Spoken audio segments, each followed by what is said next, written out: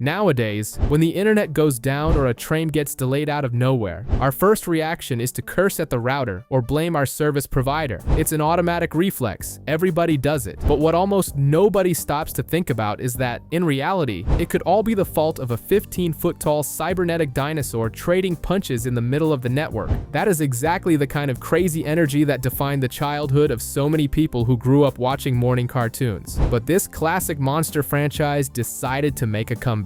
And not just with your average sequel, but with a reboot that took the story we all knew and pumped it full of digital steroids. That's where the apocalyptic anime we're reviewing today comes in. Digimon Adventure, but the 2020 version. It's basically the old school crew we already love, but in a world where the scale of destruction escalates from a simple blackout to a nuclear missile heading straight for Tokyo before we even hit episode 3. This show has no breaks. It features Agumon troubleshooting IT issues with his fists and delivers some absolutely epic battles. So today on the channel, Digimon Adventure, your dose of nostalgia fueled by pure chaos. In the network, a giant black ball spews a shower of eggs that hatch into a plague of Argomon right in the face of a random Koromon. Meanwhile, in the real world, our spiky-haired protagonist Tai is packing his backpack for summer camp while his mom and sister are just hanging out around town. Out of nowhere, the resident nerd Izzy barges into his apartment to ask some questions, but decides to play hacker and discovers that Tokyo's trains are completely out of control thanks to a bizarre cyber attack. Realizing his family is trapped on the train, Tai freaks out, runs to the station, and jumps the turnstile like a professional fare dodger. His phone glows with the crest of courage and sucks the kid straight into the Matrix, where he sees that same Koromon getting beaten to a pulp. Completely ignoring his own survival instincts, Tai dives in to grab the pink blob. The contact makes the critter digivolve into Agumon and spits a brand new Digivice right into the kid's hand. Before they can process the madness, a swarm of Argomon tries to turn them into Swiss cheese. Agumon proves to be a decent fighting machine, and Izzy becomes the designated tech support, operating from the outside and guiding Tai to stop the chaos. Agumon wipes the floor with most of the bugs, but one pissed-off Argomon digivolves and threatens to derail everything. With the IQ of a doorknob, Tai charges headfirst into imminent death, triggering Agumon to grow and digivolve into Greymon, a jacked dinosaur that crushes the enemy and hits the emergency brake. But peace lasts a whole 3 seconds before Izzy warns them that the US military network is under attack and a nuclear apocalypse is on the menu. To top it off, an emo kid riding a giant wolf is staring Tai down from afar, silently judging the whole situation. Discovering that the United States is about to kick off World War III, Tai, Greymon, the emo kid Matt, and his overgrown dog Garurumon rush to the military server in the network. On the way, they exchange notes and introduce themselves to Izzy, who has fully embraced his role as a telemarketing operator controlling the mission from afar. Arriving at the American base, they come face to face with a sea of baby Argomon led by a cocky rookie-level boss. Using basic guerrilla tactics, Matt and Garurumon act as bait to draw enemy fire, leaving a wide-open path for Tai and Greymon to steamroll through. The wolf then loops around and crushes the enemies in an attack, wiping the floor with the babies. However, their leader refuses to accept defeat, digivolves into its ultimate form, and turns the fight into a humiliating massacre. With their 2 pet monsters taking a colossal beating, Tai begs Matt to pull off a kamikaze plan. The blondie hesitates, too scared to risk it all, but the Digimon are ready to die for the cause, so he finally swallows his pride and trusts the madness. Greymon launches an attack to create a smokescreen and blind the beast. The duo then charges in at point-blank range, unleashing attacks that hurt the enemy but also fry their own faces in a violent recoil. Because things weren't bad enough, their suicidal effort is completely useless. Argomon digivolves once again, laughs at their sacrifice, and launches a nuclear missile straight at Tokyo. Just as the city is about to turn to dust, some glowing feathers magically fall into their little sister's laps in the real world. Upon touching the feathers, Tai and Matt get an instant plot armor buff, and their Digimon fuse in a hug of light, creating the all-powerful Omnimon, ready to continue the monster brawl. With the missile flying to turn Tokyo into a radioactive wasteland, the newborn Omnimon beats the crap out of Argomon, fueled by Tai and Matt's moral support. After a brutal fistfight, the monster finally bites the dust, but the warhead is still going a mile a minute. Proving that giant swords can also solve IT problems, Omnimon, Tai, and Matt locate the missile's virus-infected black box, take control of the system, and point the Doom machine into space, where it blows up like a cheap firework.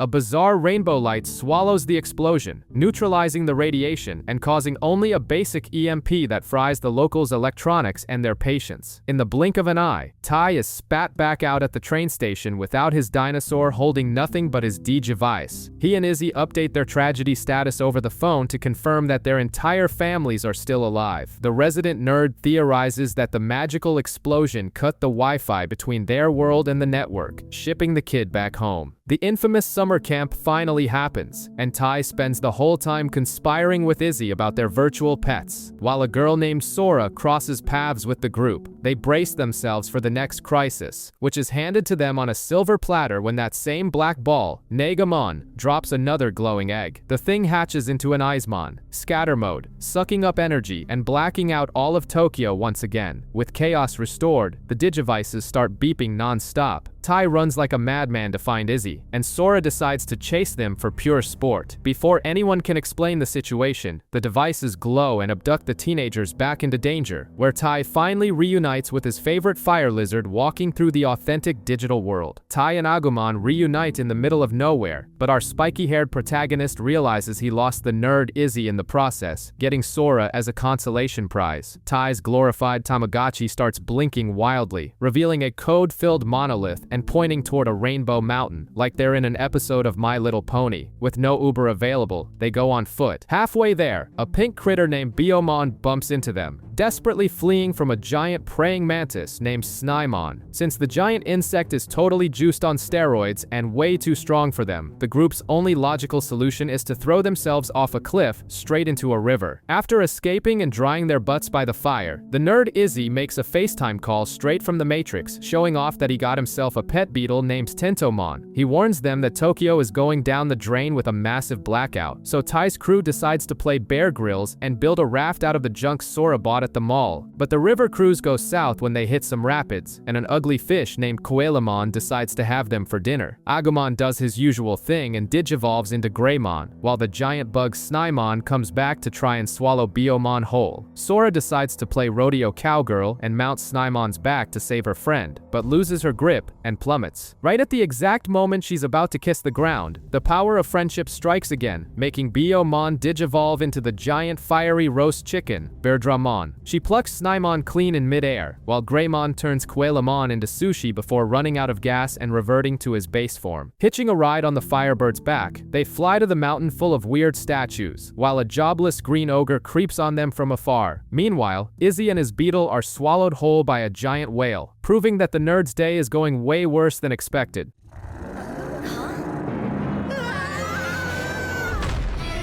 As soon as they reach the temple, the crew touches a glowing rock and magically opens a video conference with a ghost chicken named Valdermon. The light pigeon delivers a monotonous speech about how that place was the last bastion in an ancient war against evil. The light won, but the price was everyone kicking the bucket, leaving behind only 6 eggs, which coincidentally hatched into the creatures currently with them. Since evil is stubborn and always comes back for a sequel, the virtual gods decided to entrust the fate of the world to a bunch of inexperienced brats, dubbing them the Digi-Destined, just to stroke their egos. But before the history lesson ends, a flock of buck-toothed fish attacks Izzy's whale, while Tai's temple is invaded by ridiculous giant spiders commanded by that green ogre, who is now sporting a blue dragon as his VIP mount. The flying ghost warns them they need to cross the sea to the Cloud Continent to find a holy Digimon, but the spiders spit webs in their faces, cut the ghost Wi-Fi connection, and tie everyone up. Realizing they're about to become arachnid snacks, they activate the fire chicken to shred the webs and bolt into the woods, hiding from a swarm of green dragons the ogre sent to sniff them out. Meanwhile, Izzy and his beetle pop out of the whale's blowhole and realize the killer fish are being controlled by boombox bats named Soundbird Mon. Refusing to abandon his useless owner, Tentomon gets juiced up and digivolves into Kabuterimon, blowing up the flying boombox and deactivating the naval troops' murder mode. With the fish pacified, the other spy bats sneak away. Behind the evil scenes, a guy in black leather named Digimon orders the ogre to keep up the hunt, while a walking plant watches the whole mess from afar and runs off to gossip to some girl named Mimi. Running from the ogre's search squad, our heroes' stomachs start growling louder than a tractor engine. They follow the smell of food to some fruit trees, but before they can stuff their faces, they get tied up like salami by a girl named Mimi and her walking bipedal plant. Accused of theft, they get dragged to a village of onion heads where Mimi has installed an absolute dictatorship and declared herself queen. After proving they aren't the horned dinosaurs that have been stealing the village's snacks, Mimi waves around her own special Tamagotchi, showing that she is unfortunately also a protagonist in this mess. Instead of saving the world, she'd rather play house and protect her veggie fiefdom. The mega nerd Izzy calls in again to give a quantum physics lecture, explaining that time passes way faster over there, so they have plenty of time to save Tokyo from the blackout. Seeing a video of her filthy rich grandpa trying to fix the city, Mimi's spoiled heart softens up a bit. At that exact moment, the jealous ogre uses the sound bats to enslave a herd of dinosaurs and attack the village. Tai and Sora hold the line at the front, slaughtering the invaders at the gate's bottleneck. Realizing that frontal assaults are for idiots, the ogre recruits a giant drill mole, bypassing all defenses and sprouting right in the middle of the village like a giant zit. Mimi's pet plant tries to defend her owner and ends up taking a humiliating beating. Refusing to ditch her battered veggie, Mimi activates her little gadget, pumping the plant with energy until it digivolves into Togemon, a 10-foot-tall boxing cactus.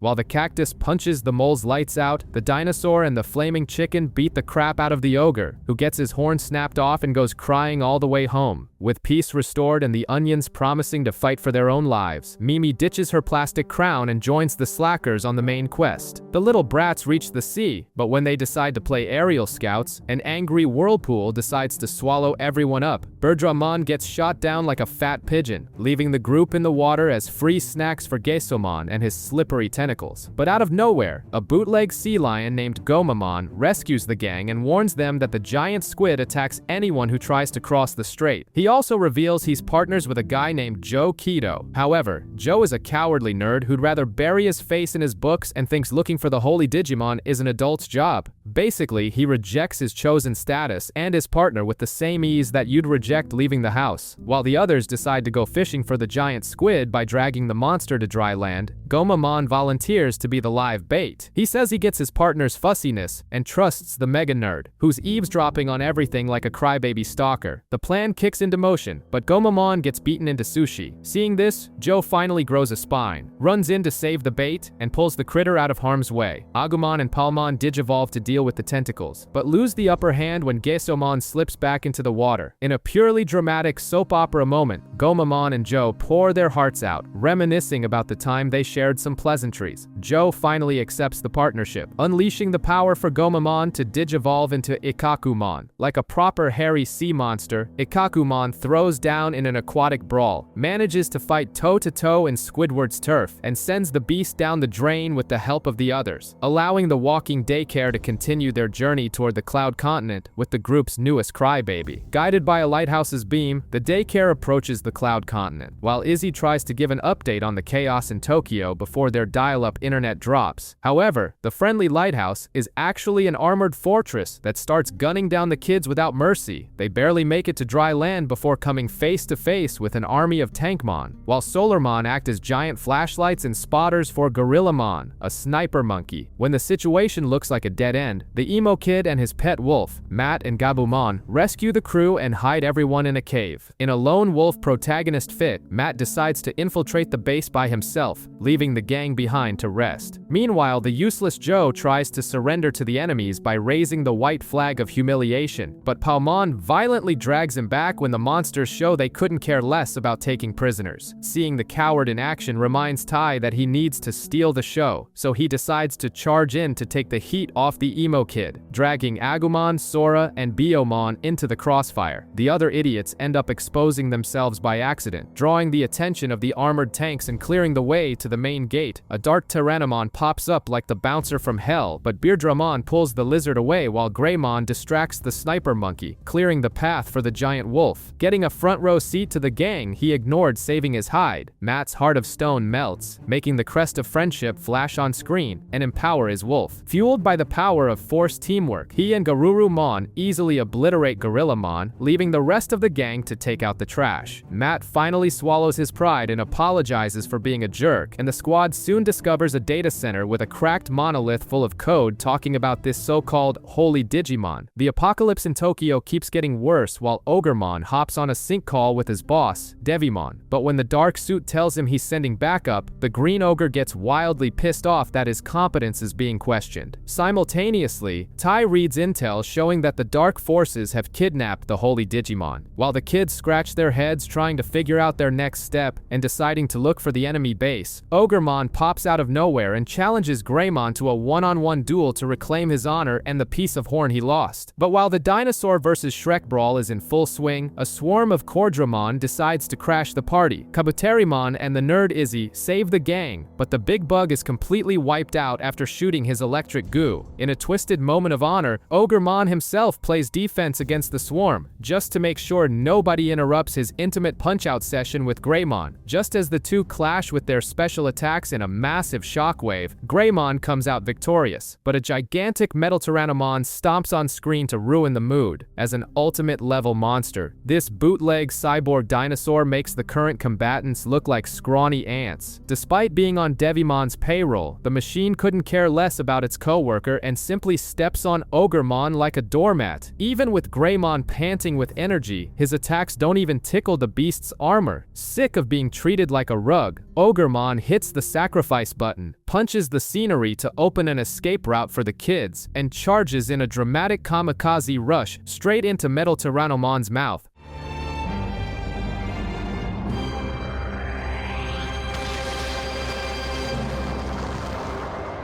The Digiworld's favorite slackers decide to hide and lick their wounds after getting thrashed by the Cyber Dino, giving the Fire Lizard time to recover. Meanwhile, the hot-headed protagonist and the blonde emo start bickering like a couple in crisis over the Green Ogre's sacrifice. The emo uses his cold, angsty teen logic to say you can't trust a random henchman, but the protagonist appeals to the power of friendship and the shared testosterone of battle to claim the ogre was a comrade. Their couple's therapy is interrupted by the lizard finally waking up. The group's nerd, who apparently also doubles as a GPS, pulls up a stolen map of the fortress and points to the holy Digimon's likely holding cell. The protagonist and his pet reptile decide to act as bait, drawing all the attention to themselves while the rest of the daycare makes a run for the hideout, except they run face first into a wall of toxic miasma that melts everything it touches, and Metal Tyrannomon is just chilling there, breathing in that delicious pollution. The Fire Lizard's fight against the flea market Metal Godzilla isn't going well at all. They try to find an opening in the beast's chronic delay when switching weapons, but the damage is the equivalent of a newborn's flick. Refusing to accept that they're failures, the duo's blind devotion makes Greymon force the plot forward and digivolve into Metal Greymon. With missiles in his chest and a gigantic metal arm, he finally obliterates the Tyrannosaur. Even with the victory, the toxic smoke keeps blocking the path, forcing the group to make the dumbest, most classic horror movie decision ever: split up and go their separate ways. While the protagonist's group is scaling massive walls, with the cowgirl hat girl whining out of sheer laziness until her carnivorous plant gives her a piggyback ride, and the nerd drooling over new data, the B team discovers desert hell. The squad made up of the mom of the group, the cowardly nerd, and the emo lone wolf gets trapped in a geographical crossfire. If they try to fly, some sand bugs named Senyanmamon chuck hurricanes in their faces, and if they step on the ground, a giant Scorpiomon turns the gang into shish kebabs. To make matters worse, they're stuck with a bunch of useless, terrified local NPCs led by Nemon. The charitable girl decides they're going to play armed escort and save the useless extras. Meanwhile, the blonde emo, who only thinks about his little brother in the real world, thinks wasting time on NPCs is for suckers and tells them to fend for themselves. The sea lion kid is stuck in the middle, proving he has the backbone of an earthworm. Sick of this charity case, the emo simply turns his back and bails on his own. The brilliant tactical plan plan from the remaining two is to throw the Firebird into the sky as a distraction, while the Sea Lion runs across the sand wide open for the slaughter. Obviously, the genius idea lasts about 3 seconds before the giant scorpion pops up to butcher everyone. Smelling their impending failure, the emo returns at the 11th hour to save his little buddies. After a recycled motivational montage, his dog digivolves into Were-Garurumon, a buff werewolf in blue jeans, who instantly humiliates and flattens the scorpion in a one-sided beatdown. Straight-faced, the emo drops the line that he only abandoned the group to act as bait, showing that he's either a tactical master or just a massive manipulative sociopath. After plummeting into the basement of a ruin full of mechanical scrap, the Hat Girl starts playing maid and cleans the rusted face of a trashed Guardromon. The cleaning session is cut short when an Andromon gets possessed by a gossip bat and decides to exterminate the intruder. The carnivorous plant digivolves into the red-gloved boxing cactus to protect her boss, but gets a massive beatdown from the jacked cyborg and reverts back to normal. When doom seems certain, the rusted robot she cleaned wakes up, remembers the maid's tender loving care, and drops half the ceiling on Andromon's head, securing a desperate escape to an elevator. Upstairs, our cocky protagonist and the computer nerd realize the ruin is a weapons factory and decide to go down the hole, only to be attacked by floating gears. The lizard turns into a dinosaur, and the all-out chaos begins. Meanwhile, Andromon rises from the ashes like a relentless Terminator and beats the crap out of the scrap robot. The nerd's giant beetle even tries to play the hero, but takes one hit and turns back into a useless little insect. The dinosaur pulls out the heavy artillery, digivolves to Metal Greymon, and the boxing cactus returns to try and hold up a massive chunk of concrete the cyborg throws to crush the kids. Seeing the girl completely vulnerable, Andromon moves in to finish the job, but the scrap robot grabs his leg in a pathetic last-ditch effort. Annoyed by the dead weight, the cyborg ruthlessly disintegrates Guardromon on the spot. The girl freaks out, cries rivers of tears for her rusty friend, and her crest starts glowing like crazy, forcing the cactus to bloom and digivolve into Lilymon, a flying fairy. She points her giant flower cannon, says she's shooting her sadness, and blows up Andromon into a sea of vines, turning the Death Factory into a peaceful little garden.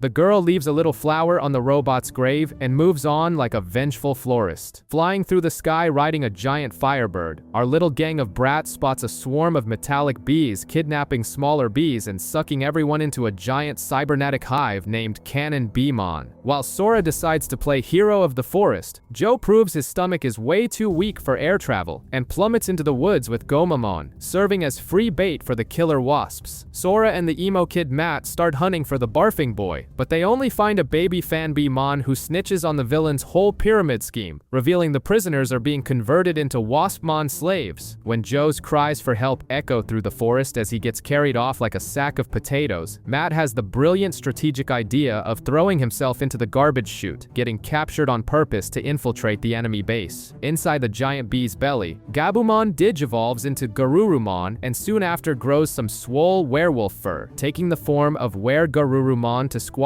bugs and rescue the useless Joe. They escape flying away with Birdramon, but Sora's savior complex rings too loudly, and she drags everyone back into the crossfire to free the rest of the bugs who can't defend themselves. While Were-Garurumon busts open the cells and Joe tries to shoot at everything that moves to provide cover, Sora's excess of affection makes her crest flash wildly. The flaming bird decides it's showtime, swallows some magic steroids, and digivolves into Garudamon, a gigantic flying bird that wastes no time crumpling Cannon Beemon's chassis until there's nothing left. Far away, Ty's crew is stuck in the middle of nowhere with Izzy's laptop losing its Wi-Fi signal, isolated and lost. Just like you when your internet drops in the middle of the night. Trapped in a never-ending labyrinthine canyon, Ty and his crew are totally screwed because Izzy's laptop lost its Wi-Fi signal. And since the group's resident nerd can't even breathe without staring at a screen, panic sets in fast. To make matters worse, a swarm of evil beetles called Kawagamon spawns out of nowhere and starts brutally beating the crap out of Ty, Mimi, and Izzy's partners. Not even the giant orange dinosaur is up to the task, forcing everyone to run with their tails between their legs into a narrow alley. Thinking they were safe, they come face to face with the bug's beefed up version, an ultimate level Okuwamon that corners them and splits the group up in the midst of the chaos. While Ty and Mimi stay behind getting miserably thrashed by the lackeys, Izzy spirals into a deep depression, hugging his dead brick of a laptop and crying, clueless clueless on how to call the shots. Okuamon lunges to crush them, and just a second before Kabuterimon gets turned into bug paste, he yells at his partner that his brain is still their best weapon. Finally realizing he doesn't need Google to survive, Izzy uses his neurons to hatch a plan and collapses the ground right on top of the giant beetle. Confident once more, he guides his partner, who instantly digivolves into Mega Kabuterimon, an armored flying insect tank. They regroup with the others, use the canyon's mirror-like rocks to make the Kuwagamon dizzy with confusion, and Mega Kabuterimon beats the living daylights out of Akuamon in a 1v1, solving the problem through sheer brutality. Elsewhere in the world, Joe begs Matt to let him ride on Ikakumon's back, but our resident emo pretends not to hear him until poor Joe literally collapses from exhaustion. Matt's team continues their endless trek, carrying each other on their backs as they plan to climb a mountain with the blue wolf and cross a massive river with the white-furred seal. But before they can take a single step, a herd of evil snowmen led by a giant woolly mammoth decides to freeze the fun. Since Sora's fire chicken was too exhausted to even blink, Sora herself ends up taking an ice beam straight to the leg, spreading a deadly chill through her body. Knowing they needed to thaw the girl out before she turned into a popsicle, Joe finally decides to be useful and uses himself as juicy bait to lure the monsters, buying Matt time to carry Sora across the river and start a fire. Running for his life so he wouldn't get crushed, Joe and Ikakumon get cornered on a dizzying cliff. In a rare burst of intelligence, Joe orders the seal to shoot the ground before the mammoth can step on it, dropping the trunked freak straight into the snow below. They sprint toward the water, but the frustrated mammoth simply barfs out an ice bridge over the river and continues the hunt. When Matt offers to save his skin over the phone, Joe refuses, beats his chest, and says he's going to play human shield to protect Sora's little campfire. This suicidal attitude makes his crest glow, digivolving the seal into a beefed-up bipedal fighter armed with a ridiculous hammer known as Zudomon, with two well-placed hammer strikes. He sends the mammoth and the snowmen straight to a frozen hell. Meanwhile, on the other side of the map, Tai's team flees from some grounded little birds by jumping into a dark cave, only to come out the other side and come face to face with a bizarre mirage of Tokyo.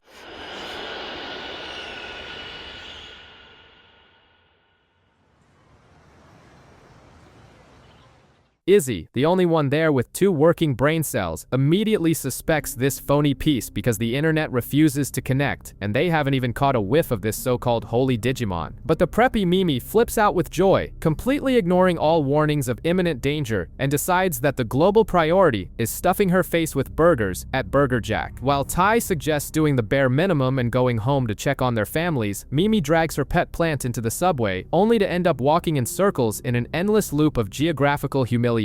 She finally finds the burger joint, but the cashier acts like a broken NPC repeating the same line, forcing the girl to run back into Tai and Izzy's arms in a panic. They try talking to a station security guard, but the guy literally opens a pair of giant eyes and vomits violence all over the kids. Agumon blocks the hit, Greymon shifts into hate gear, and the entire illusion crumbles, revealing that this peaceful Tokyo is just a cheap diorama created by a disgusting swarm of Eismon. The freaks fuse into a giant abomination, forcing the partners to digivolve for real. The villain starts hurling entire buildings at their faces like Lego bricks. Just as a skyscraper is about to squash our heroes like bugs beneath a shoe, the fire chicken Garudamon swoops in out of nowhere with Sora to save the day, followed by Zudomon carrying Matt and Joe on his back like a glorified aquatic Uber. With the main crew reunited and 6 ultimate-level Digimon firing off epileptic light shows, the villain's blockade turns to dust and the eyeball monster is obliterated. Izzy catches a miracle Wi-Fi signal and discovers that time in both worlds is synchronized and the real Tokyo is still plunged in darkness. The relief lasts exactly 2 seconds because Eismon's slimy carcass decides it doesn't want to die and suddenly digivolves into a bizarre hydra called Orochimon. The 8-headed reptile Orochimon kicks things off by humiliating everyone, beating Zudomon and Metal Greymon until they revert back to keychain size. The team tries to bail using the giant chicken as air transport, but our emo boy Matt decides to freeze up in the middle of the chaos because he remembered his little brother. Tai tries to yank the idiot back to reality, where Garurumon saves their skins from a deadly attack, and the whole group ends up plummeting and scattering like trash falling out of a runaway truck. While the giant snake screeches cause EMP waves in real-life Shibuya, Kari loses her mom in the middle of of a stampede of panicking humans, and TK cries while clutching a picture of his brother. Hiding in the digital bushes like scared rats, Mimi and Joe are crapping their pants in fear. But after a sweat-drenched motivational speech, they remember they aren't the useless brats from the start of the trip anymore and decide to fully embrace the brutality. On the flip side, Matt whines about saving his family, and Ty grabs his partner, making it clear that if they're heading for the slaughterhouse, they're going together. Greymon and Garurumon jump out of the bushes, taking more of a beating than a busted punching bag, but the rest of the group shows up glowing with the power of friendship to even out the one-sided massacre. Figuring out that the creature is a fraud and only has one real head hidden among all those fake necks, each kid picks a target and they butcher the anomaly without an ounce of mercy. The group sits down to breathe in the air of victory, naively believing the worst part of their pathetic lives is over. However, just to prove that the universe hates these kids, a macabre digital timer spawns in the sky of both worlds, warning everyone that the real tragedy is just warming up. With a doomsday clock ticking down from just 10 minutes on the screen, the abomination Nidhogg bursts forth, tearing through reality with mega-level power, ready to suck dry all of Tokyo's energy and turn the metropolis into a smoking black hole the second the timer hits zero. Even with their lizards and dogs coughing up a lung from exhaustion after the last fight, Ty and Matt decide to throw the poor guys onto the front lines again to get mercilessly pummeled. Their standard digivolutions barely scratch the beast's scales, while the creature fries real-world electronics, putting the kids' younger siblings right in the crossfire. Just when everything seems totally lost, and you're already accepting the game over screen, two magical little feathers fall gracefully into Kari and TK's laps in the real world, secretly activating their crests and injecting the ultimate hack into the battle server. The two exhausted beasts fuse into the majestic cyber warrior Omnimon, who arrives blocking the villain's apocalyptic attacks with the ease of someone swatting a fly.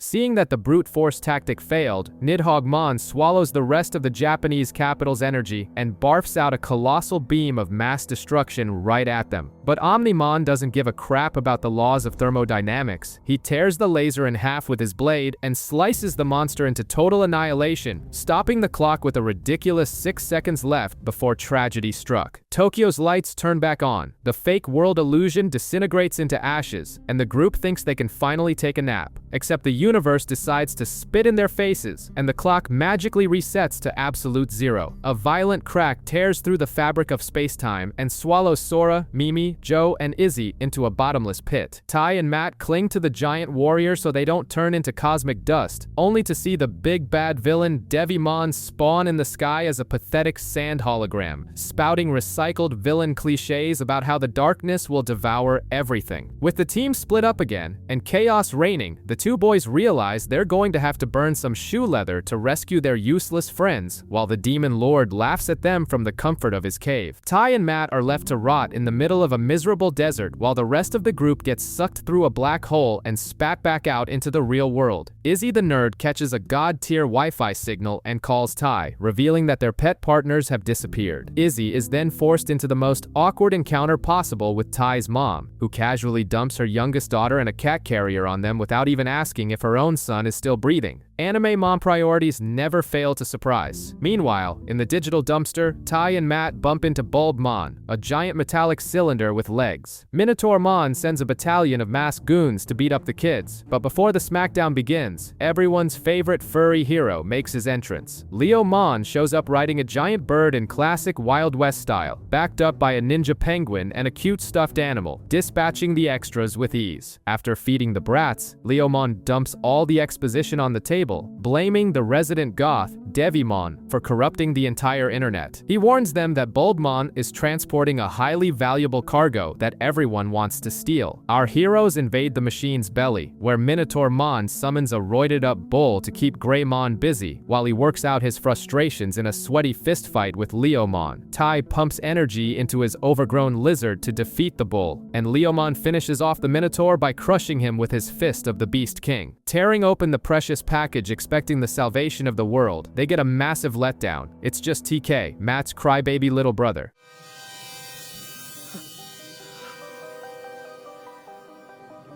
TK.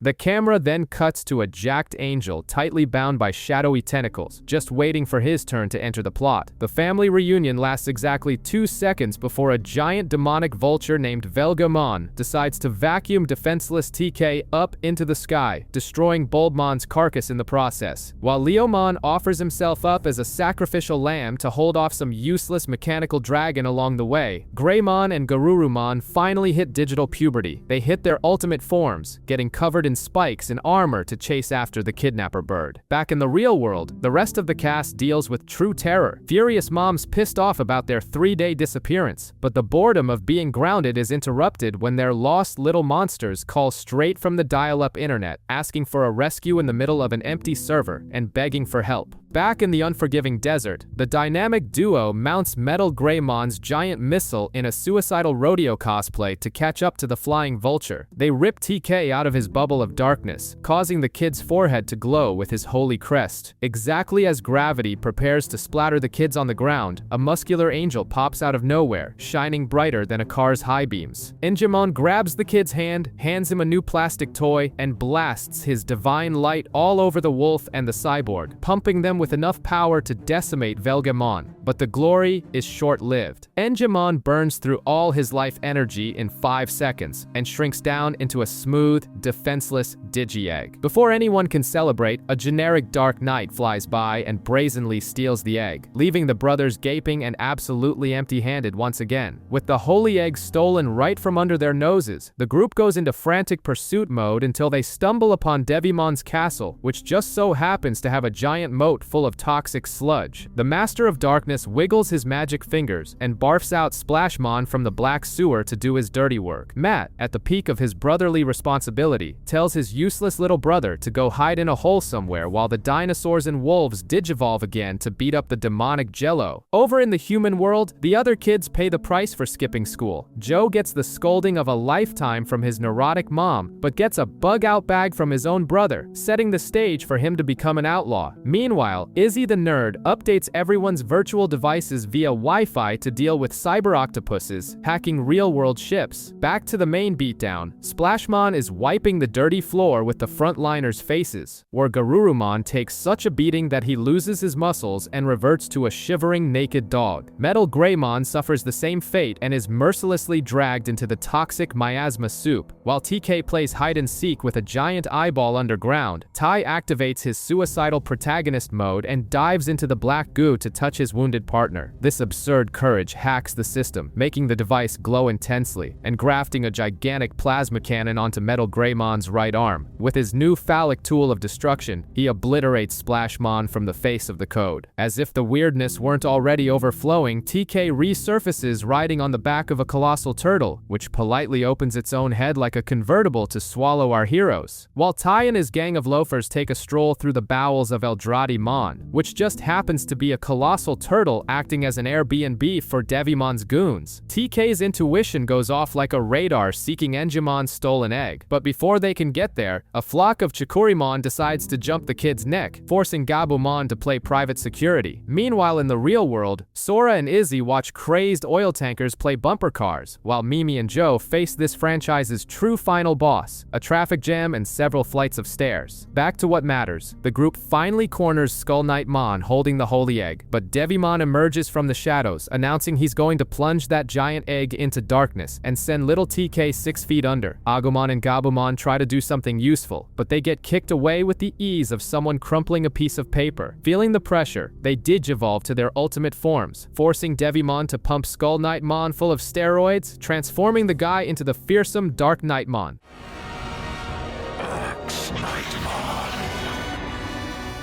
Desperate to get his hands on his egg, TK runs straight into danger, forcing Garurumon to take the heavy hit in his place. In the real world, the couch potato duo finally logs into the server and digivolves their mons, making TK's digivice glow in sync with the egg. Without thinking twice, the kid jumps over a literal pit of toxic miasma and almost plummets into oblivion, being saved at the very last second by his emo brother's hand. Metal Greymon and Garurumon are taking a humiliating beating from the Dark Knight, night, but where Garurumon's paternal instinct screams so loudly that he magically gets a hardware update. Equipped with his new Sagittarius mode, he deploys a pair of tactical wings, draws his sharp blades, and slices up Dark Knightmon before the kids turn into barbecue in the miasma pit. The egg finally hatches, spitting out a useless blob of jello called Poyomon, and Devimon smiles from ear to ear, welcoming his old friend so he can finally drag him into the darkness. Without giving them a single second to breathe, Devimon steps down to the playground to face Tai, Matt, and TK, where Garurumon and Metal Greymon charge in, but Devimon's claws slice through the entire scenery like melted butter, proving that evolution levels mean absolutely nothing when the plot is against you. While the furries take a miserable beating, the real world goes into total meltdown. Ships lose their brakes in the harbor and Kalmaramon keeps hacking the network, erecting a massive tower that's sucking up all of humanity's gossip and panic to funnel straight into the underworld. In the digital world, Izzy discovers that this data tower is channeling everything straight into a giant black crystal. That's exactly why Devimon is so jacked up and wiping the floor with the protagonists' faces. While Izzy, Sora, Mimi, and Joe's support group gets thrashed by a giant squid and ships start colliding head-on in real life, TK decides he's had enough humiliation. He puts his foot down, puffs out his chest, and faces the demon head-on. The kid's blind courage pumps so much morale into Poyomon that the Jello digivolves into Tokomon, some kind of flying guinea pig full of teeth. Devimon gets absolutely pissed at this tiny rebellion, yells that they shouldn't resist his thick darkness, and in a fit of rage, undergoes a monstrous mutation into Neo Devimon. The situation looks like the end of the line, but Izzy shoots Tai a text warning him about the data tube. At that moment, the Digivices light up like Christmas trees, and Togemon, Kabuterimon, Ikakumon, and Birdramon finally remember they can go ultimate. They mercilessly crush Kalmaramon and destroy the tower, cutting off Neo Devimon's demonic Wi-Fi. With the villain's internet cancelled, Neo Devimon deflates like a popped balloon and gets run over by Tai's group with embarrassing speed, saving the boats in the real world. But the party lasts less than 5 seconds because Dark Knightmon spawns out of nowhere, grabs the giant crystal in his hands, and hoists it up to show that the nightmare is still far from over. The crater where Neo Devimon kissed the canvas suddenly spits out 2 disgusting miasma arms because a bad stray doesn't die easy. Tokomon warns everyone that the villain is sucking up all that filth to digivolve to the mega level, being reborn as Dan Devimon, a bizarre abomination that wakes up swinging its tentacles and handing out beatdowns to the team's faces. Matt tries to play the protective brother and sidelines TK, while in the real world, Izzy panics upon realizing that the leftover Argomon in the network are making ships crash all over the globe, much like his brain trying to focus on adult life, where Garurumon lunges to strike the freak, but takes such a humiliating smack that he's instantly knocked out and reverts back to a mere Gabumon. With no obstacles in his way, the devil aims for little TK, but Tokomon lights up like a high beam and projects a light barrier right in the villain's ugly mug, blocking the attack. Seeing his friends turn into punching bags, Tai completely loses his sanity and charges in with blood in his eyes. The problem is that Dan Devimon simply opens his giant mouth and swallows the protagonist whole, gulping the kid down without even chewing. Upon seeing his partner turn into an afternoon snack, Metal Greymon is flooded by a pool of dark miasma and undergoes a dark digivolution, transforming into the genocidal Metal Colossus, Machine Dramon.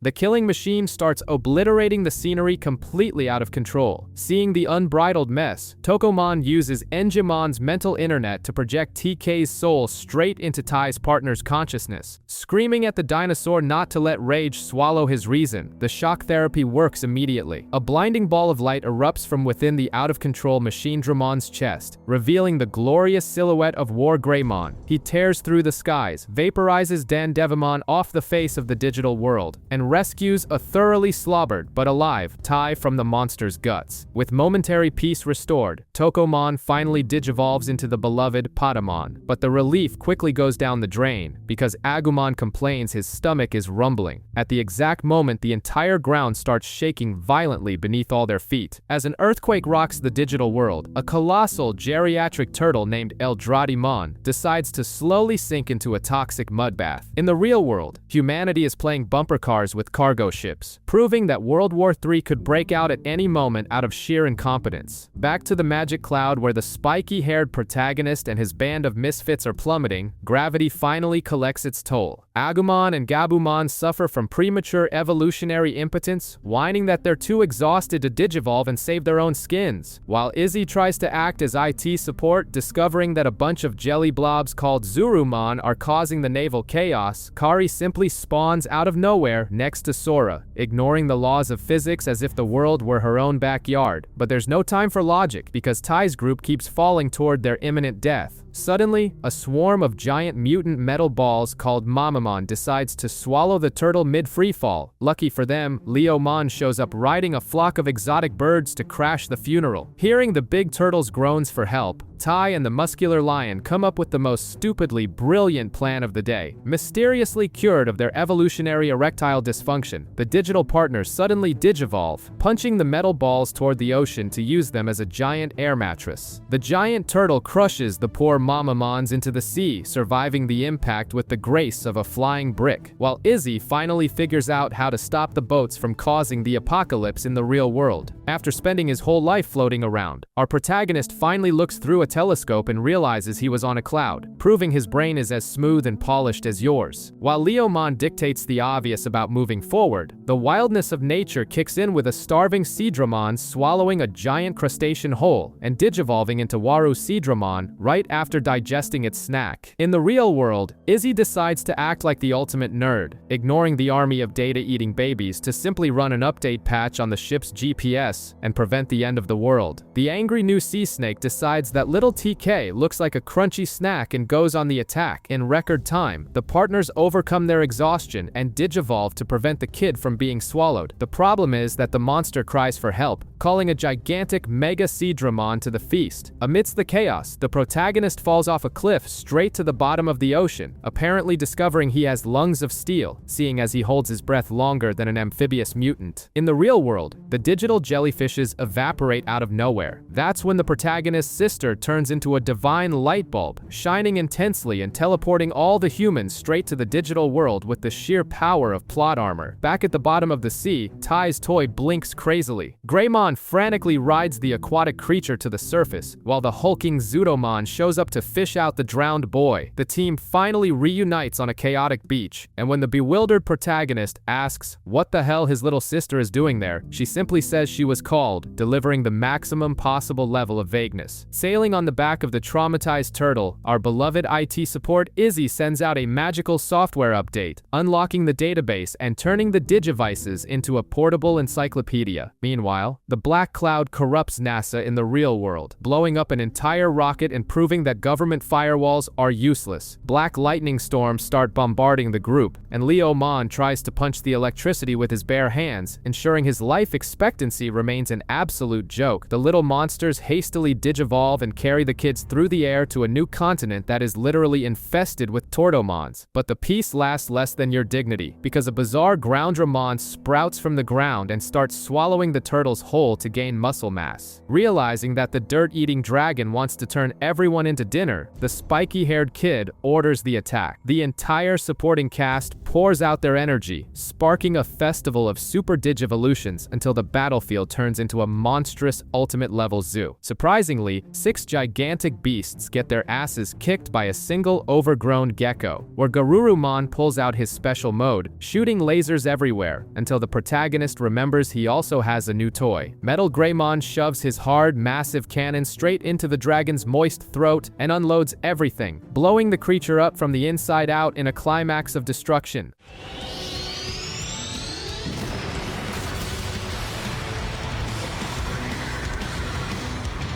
The group barely has time to breathe when Dark Knight Mon spawns into the scene, using the most lethal tactic of generic villains, blowing a strong wind at the kids. Exhausted from being treated like a punching bag, little TK puts his foot down and allows his flying pig to digivolve into the muscular Enjamon, ready to lay down some divine punishment. Enjamon is trading punches with Dark Knight Mon to the sound of epic music, while Kari watches it all with that dead fish stare of someone who's already given up on life, just like you on a Monday. The buff angel burns burns through all his energy, shrinks down into the useless Patamon. Dark Knightmon digivolves into Skull Knightmon, and everything blows up in their faces. The group suffers from the old curse of lazy writing and ends up completely separated. Tai and his pet dinosaur wake up next to the zombie girl. Sora is playing with giant flies. Matt is walking with stone dinosaurs. Izzy is watching cybernetic lizards devour each other in the junkyard. And Mimi is climbing precious gemstones because capitalism is everything. But the real hero is Joe, who went to relax naked in a hot spring, only to be harassed by a bunch of hairy Nanimon, proving that not even in the digital world can the nerd catch a break. Meanwhile, a giant volcanic dragon named Volkdramon shows up to test if Tai is paying attention. The kid makes Agumon digivolve straight into Metal Greymon, and when the lava monster absorbs the damage, he pulls out Alterous mode to shoot harder. Since hitting harder doesn't solve the problem against a creature made of fire, Tai and Kari hold hands and summon a brief glimpse of War Greymon. But the moment of glory lasts exactly 2 seconds before Skull Knightmon appears out of nowhere and kidnaps Kari. The girl rests her head on the villain's shoulder and accepts the kidnapping with the same thrill as someone going out to buy bread, leaving her brother behind looking like a total idiot, understanding absolutely nothing. Tai eats dust, gets up, and delivers the classic protagonist speech about saving his apathetic sister, while Izzy tries to hack satellites and Joe remains trapped in a hot bath with the sweaty old Nanimon, living through true psychological terror. Out of nowhere, the sky is overtaken by missiles fired by Megadramon, and the ground shakes with a herd of Alomon wanting to swallow the entire forest. A bunch of Woodmon try to play nature's heroes, but they get shredded faster than cheap toilet paper. Amidst the chaos, Tai saves a Lotmon who repays him by staring at his face with the same bizarre, existential emptiness as Kari. With no time for therapy, Agumon turns into Greymon and solves the problem by throwing a giant dragon into the faces of the other dinosaurs. But playtime is over when Tankdramon, a battle tank with a god complex, comes tearing through the jungle. Greymon turns into Metal Greymon and even tries to trade shots with the machine, but ends up taking such a massive beating that Tai goes flying off the beast's head. Just as the kid gets up to deliver the classic motivational monologue about never giving up, the script finally remembers that Sora exists. She descends from the heavens with Garudamon, handing out punches to everyone's faces, allowing Metal Greymon to activate his giant cannon and blow the tank to smithereens. The victory would be beautiful if the sky weren't covered with more dragons and an overgrown Parrotmon waiting to turn the whole group into birdseed. Sora and Lotmon try to play babysitter by evacuating the useless plants from the forest, while Tai and his pet dinosaur serve as live bait for a horde of predators, commanded by a literal head of lettuce named Vegemon. The plan of running and screaming goes terribly wrong when Parrotmon decides to show who rules the roost and digivolves into Eaglemon, turning into a mega-level golden chicken that starts rubbing Metal Greymon's face in the dirt with humiliating ease. The commanding vegetable gives a sadistic smile, thinking he's finally going to turn the protagonist into fertilizer, and the golden chicken prepares the coup de grace to rip the dinosaur's head off. But Vegemon forgot that the kid has the strongest plot armor in the universe. The crest of courage shines, blinding the entire jungle, and Metal Greymon finally turns into War Greymon, a shredded humanoid warrior ready to commit war crimes. Vegemon panics and orders the entire army to shoot at the kid, but the missiles bounce harmlessly off the brave shield. With his patience at its limit, War Greymon flies into the sky, taunts the giant bird, and hurls a Terraforce, a colossal radioactive energy ball that swallows Eaglemon alive before sinking into the ground. The explosion is so absurdly massive that it disintegrates the chicken, wipes the horde of Alomon out of existence, and turns Vegemon into a roasted salad in a fraction of a second. As the crater smokes, Sora and the extras watch from afar as Tai flies through the air with his buff warrior, proving that nothing beats good old-fashioned weapons of mass destruction. Sora and Biomon question how the spiky-haired protagonist managed to commit a military miracle, but before he can try to invent an excuse, Lotmon is possessed by ancient spirits and decides to vomit all the forgotten lore of the anime. With black lightning falling from the sky to show that evil is still breathing, our magic bunny parts the trees like a furry Moses and shares memories of the ancient war. In a psychedelic vision, we witness the divine forms Seraphimon and Ophanimon beating the crap out of an apocalyptic dragon named Millenniumon. The victory cost an entire continent, and now the sleepy villain is sucking data from the real world to get back in business. To make the paranoia worse, a bunch of Bakemon, who are basically dirty bedsheets addicted to pyromania, start setting fire to the forest guided by the lightning. Without wasting a single drop of time, the dinosaurs glow and digivolve, while Metal Phantomon decides to spawn out of nowhere just to laugh like a chain smoker. Far away from this mess, the group's nerd, Izzy, realizes that the debris from the space station is going to fall straight onto Tokyo, proving that the universe specifically hates Japan. Back in the jungle, Garudamon wipes the floor with the metallic henchman, while Metal Phantomon digivolves into Gokumon, gaining generic villain steroids. Naturally, the protagonist doesn't let it slide, screaming to the heavens until the metal lizard turns into War Greymon and slaughters the fiery Grim Reaper with the ease of someone crumpling paper. The dust settles and a pack of Commandomon, huge dogs with an uber complex, appear on the ground. Lopmon finally confirms to the slow-witted protagonist that his sister is the key to the second holy Digimon, while Skull Knightmon continues to lurk in the shadows, carrying a sinister crystal under his cape. The family reunion is interrupted when cyber discount wolves named Fangmon try to turn TK and Patamon into dog food, but they are intercepted just in time. Meanwhile, the laptop boy warns that the data leak about the impending space apocalypse is generating so much internet traffic that the network monsters are getting jacked on pure human despair. To prove the nerd's theory, the Fangmon pack returns, led by Cerberumon, a giant mutt with spare heads and a strong desire to bite ankles. When Sora takes a hit and falls down hurt, the blonde brat and his flying piglet decide to stop crying and do something useful for society. In an explosion of golden light, Patamon doesn't turn into a shredded angel, but rather Pegasusmon, a gleaming winged horse that starts running over the second-rate wolves with blessed kicks. He focuses all his equine fury on the leader Cerberumon, crushing the triple dog's extra heads and leaving the beast completely disoriented. Attempting a desperate attack, Cerberumon opens his mouth to fire a deadly laser, but Garudamon descends from the sky and crushes the poor bastard's skull with her claw, forcing him to swallow his own energy blast in an absolute and painful humiliation. Taking advantage of the enemy choking on his own gastric attack, Metal Greymon and Pegasusmon fire together, finishing off the Hellhound once and for all. With the canine threat neutralized, the trio of heroes wipes their sweat and continues their journey on the back of their giant furry Uber, marching toward the reunion while the giant space trash can continues to threaten to turn Japan into a metal pancake, while Izzy masterminds an insane plan to use space thrusters and prevent Tokyo from turning into a meteor parking lot. The rescue group finally reaches the cursed crater. There, they find little Kari serving as a VIP prisoner for Skull Knightmon, all under the supervision of big-headed aliens named Vademon. Answering the commands of the ugly bosses, the Dark Knight pulls out all his pent-up hatred and digivolves into Axe Knightmon. The metal giant simply swallows the protagonist's sister into his armored chest, initiating a bizarre ritual to revive the apocalyptic dragon Millenniumon. While Sora and her Firebird wipe the villain's motorized lackey off the map, the protagonist realizes he lost his little sister again and completely freaks out. Inside the knight's metallic stomach, Kari doesn't find gastric acids, but rather a divine light that reveals itself as the holy Kirigatomon, who had been held captive in there the whole time. The exact moment she hugs the glowing feline, her brother lets out a throat-tearing scream on the outside. The level of brotherly testosterone makes Metal Greymon break the limits of common sense and digivolve straight into War Greymon.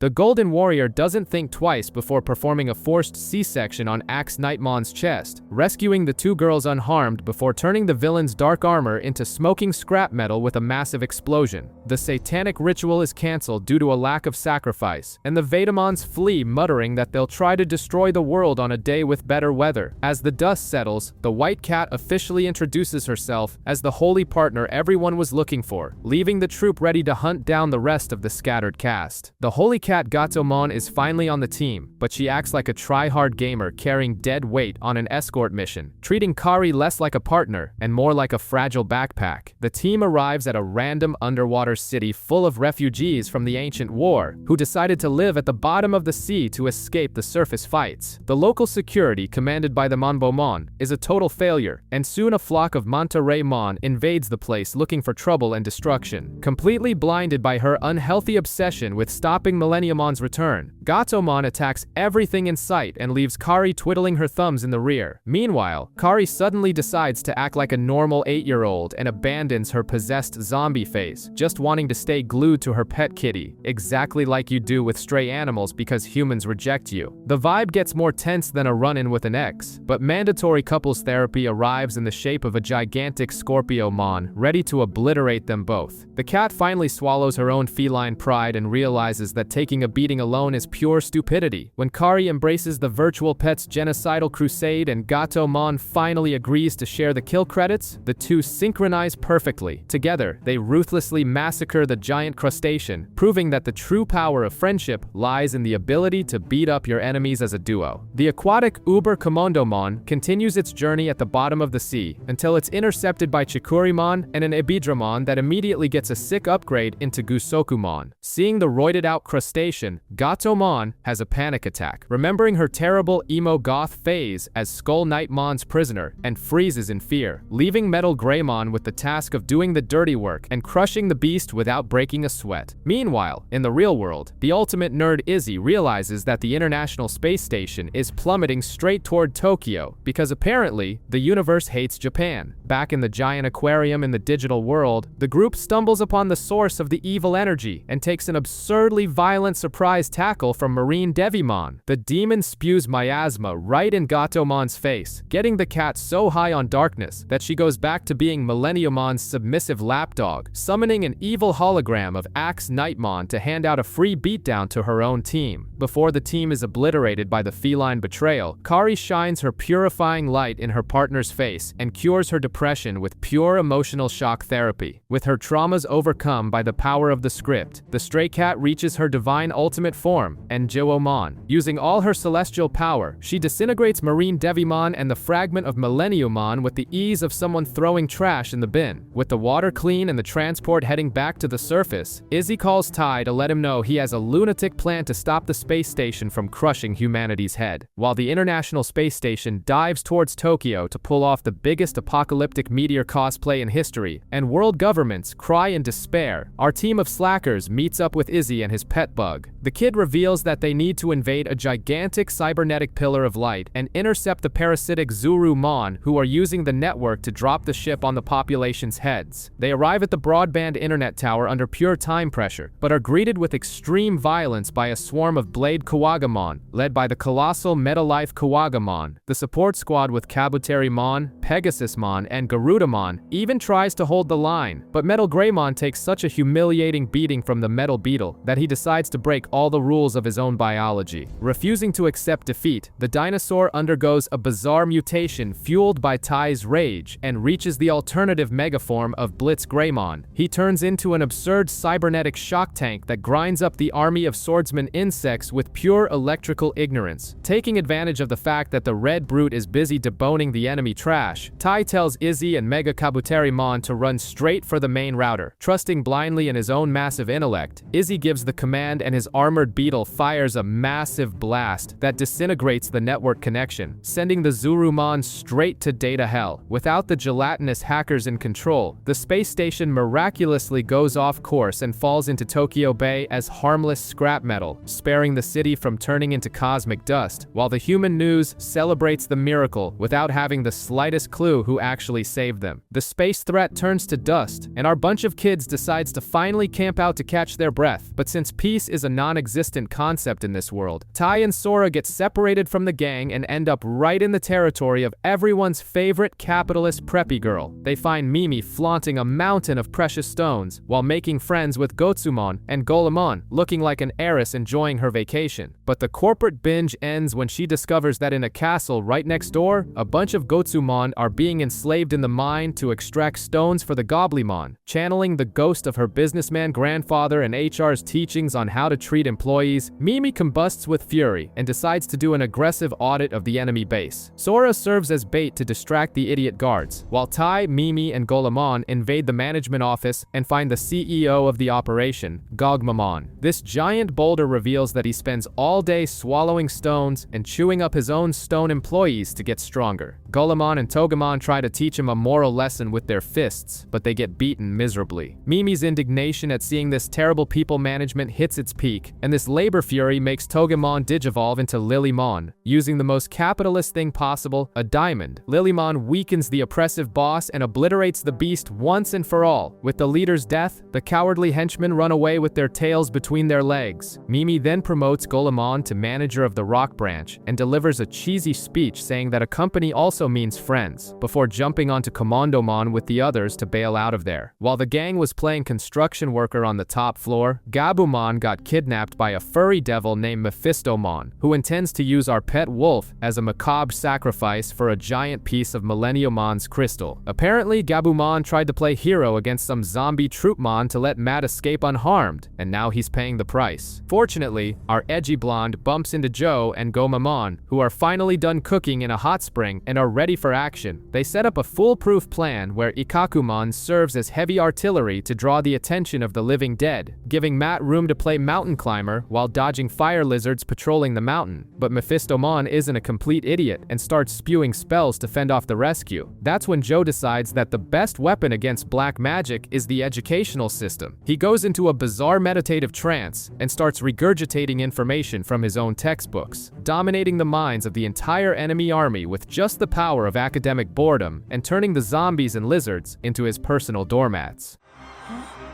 Hey, my headache went away!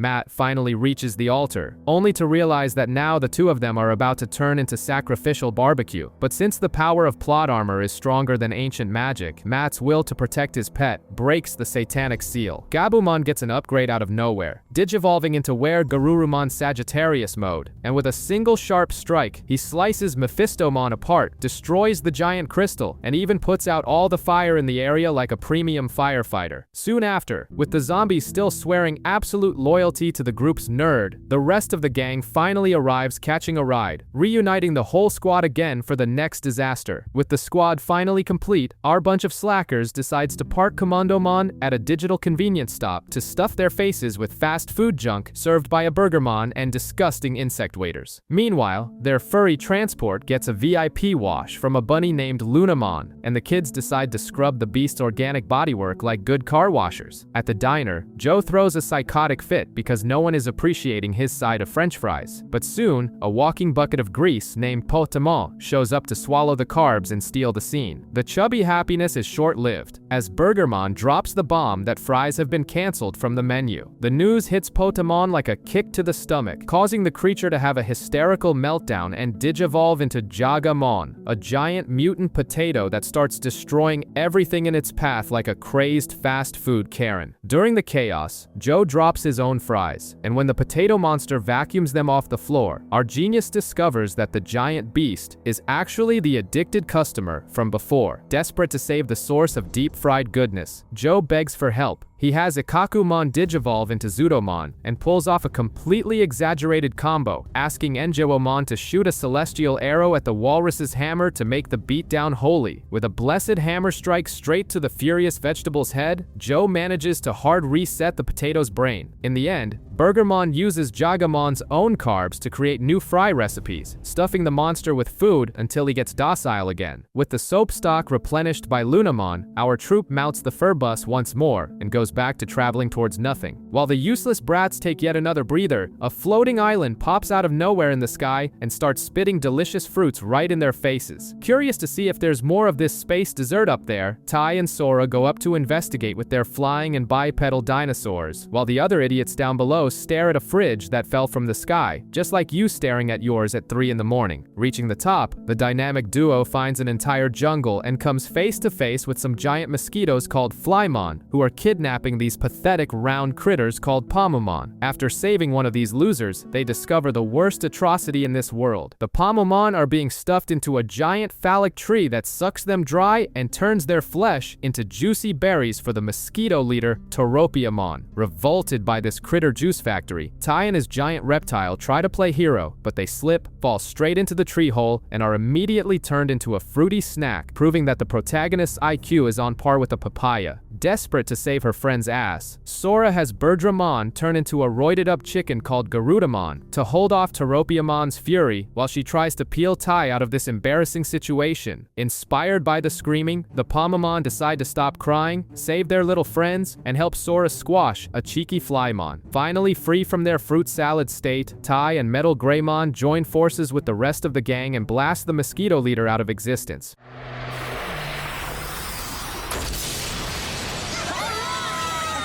Our heroes head back to camp carrying armfuls of juicy fruits gifted by the Pomamon, without thinking too hard about whether they're still chewing on the processed meat of one of their relatives. The eternal hike continues, but since an empty stomach doesn't save the world, Matt and TK decide to hunt for something to swallow. They walk into a suspicious mist and stumble upon an abandoned amusement park in the middle of nowhere, run by a macabre mascot named Opossumon, which reeks of a pyramid scheme. They decide to test out the rusty rides until an extra Digimon ruins the trip and warns them that the whole thing is a huge trap. With the disguise ruined, the psycho mascot starts attacking using children's party balloons and traps the two brothers in a dense fog. The brat TK manages to slip away, but Matt ends up trapped in a third-rate haunted house. After hearing the Digimon's tragic gossip, TK decides to play hero to save his older brother, but the rat Opossumon throws out a cheap distraction and kidnaps the poor informant. At that moment, the real freak shows up, Warumonzaimon, a giant demonic teddy bear who obviously shouldn't be allowed within 100 yards of a school. He attacks TK and Pegasusmon, who have the brilliant idea of diving deep into the bear's hole to rescue the hostages. The problem is that inside, they have all their energy sucked out until they're completely dry and shriveled. Matt finally manages to escape the carnival attraction and throws his beefed-up cyber wolf to try and fix the problem. With a desperate yell from his older brother, TK wakes up from his trance, filling his flying pig with so much hope that he digivolves back into Njmon, the divine bodybuilder angel. Wasting no time, the celestial underwear model frees all the prisoners and brutally massacres both the creepy bear and the balloon mascot. With the park purified by plushy blood, the brothers simply go back to looking for food because almost dying while being sucked dry by a bizarre bear apparently works up quite an appetite. While the rest are taking a stroll, Tai and the nerd Izzy literally end up in the dump, a place that looks a lot like your bedroom. There they meet Garbagemon, a walking trash can, and his pet sewer rat, Chumon. These scrap scavengers are hoarding old tech and studying how the apocalyptic dragon's black lightning is turning the sky into an interdimensional garbage truck. Out of nowhere, they get attacked by a Raremon, a giant lump of rotten mud that was hiding in the filth, but the thing just bails in the middle of the fight because it got the munchies to eat trash. Back at the trash can's stinky lab, Garbagemon cries a river, revealing that Raremon devoured his old rat buddies, showing off some empty little cups while swearing revenge like in a bad action movie. They decide to hunt the mountain of feces down again, and Garbagemon tries to fire his absolute zero bazooka right in the monster's face, except a super convenient black lightning bolt hits the creature right on cue, making the monster digivolve into Raremon, which is basically the same disgusting slime, just on steroids. When the trash can mentions the monster is addicted to swallowing thick oil, Izzy's giant brain gets the brilliant idea to use an oil hardener. They shove the thick chemical into the ice bazooka, and together with the giant dinosaurs and beetles firing lasers, they manage to make the monster's flaccid, slimy body completely hard, stiff, and immobile. With the slime paralyzed forever, Garbagemon gets all emotional, promising to abandon his emo Avenger face to focus on science. Infected by this tear-jerking climax, Chumon's useless rat-ass decides to digivolve into Searchmon, which is basically just a useless radar with legs. The two trash scientists set off on their next adventure, leaving Tai and Izzy to return to the gang, covered in landfill juice and pure glory. On their way to Faga, our favorite brats come face to face with the most cursed musical crossover in the digital world. Two Digimon going through a midlife crisis, Edamon and Volcamon, are fighting for the title of King of Digimon in an ego battle that would make anyone's ears bleed. The bizarre monkey wants to be a pop idol for the masses, and the swole volcano wants to force everyone to get shredded while rapping. The noise pollution is so radioactive it affects the power erections of their Digimon partners. hours. No one can attack, their shots backfire, and the poor things shrivel back down to their rookie forms out of pure secondhand embarrassment. Mimi tries to use diplomacy to shut the two idiots up, but the oppressive duet ruthlessly runs the poor girl over. Desperate, Palmon pulls out the recycled maracas from Garbagemon's dump to try and break the rhythm. Out of nowhere, Patamon trips and gets stuck right in the hole of the flower on her head, creating the most random fusion possible. Instead of turning into the generic boxing cactus, the plant undergoes a bizarre genetic mutation and digivolves into Panchomon. Wearing a sombrero and radiating the pure energy of someone who spent 3 sleepless nights in a Mexican bar, Panchomon completely ignores the failed singer's sound waves. When the duo tries to throw down physically, she crushes them both at once using the infamous tequila knuckle, proving that a good shot hits way harder than bad rhymes.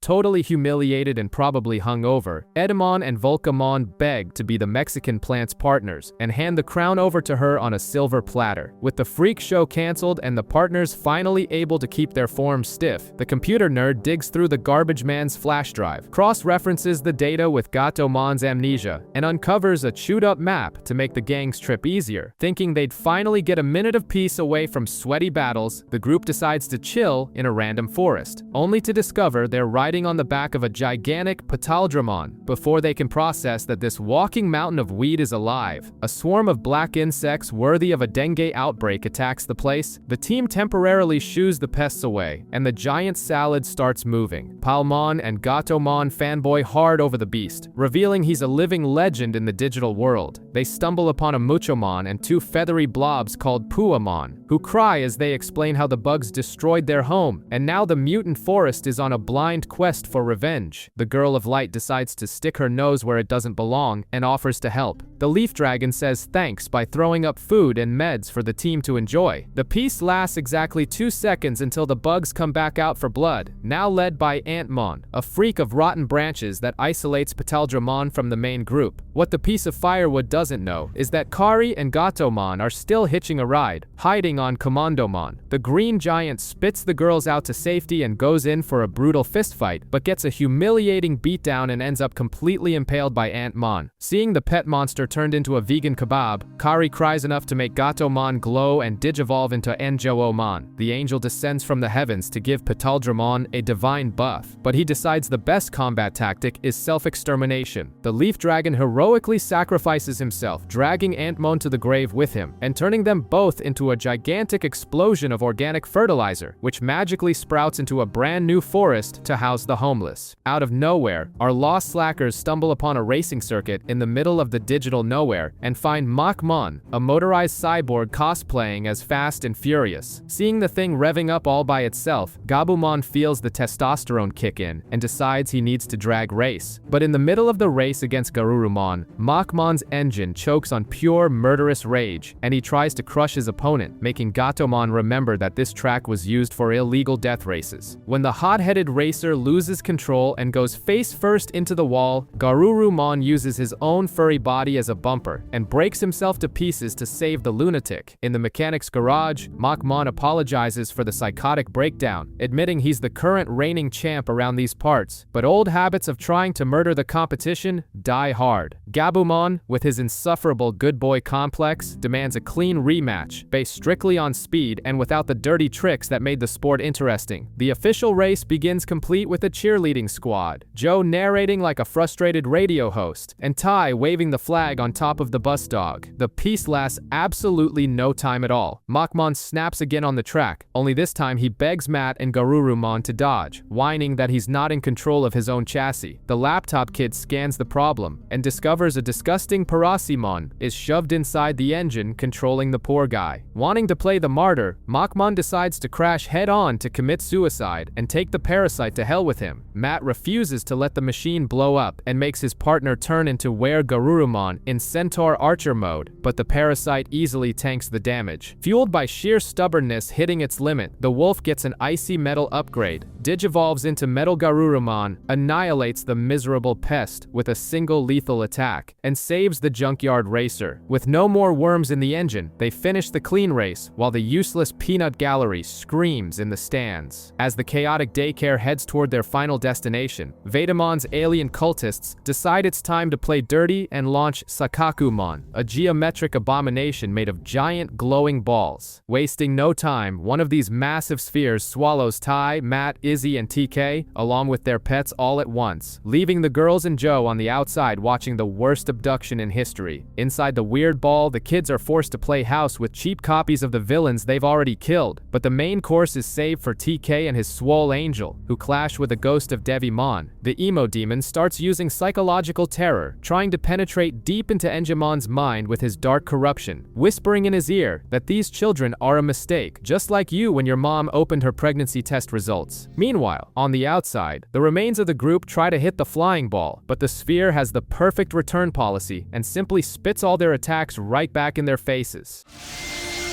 Where's the Robot's wolf claw? Sakakumon is starting to learn everyone's powers.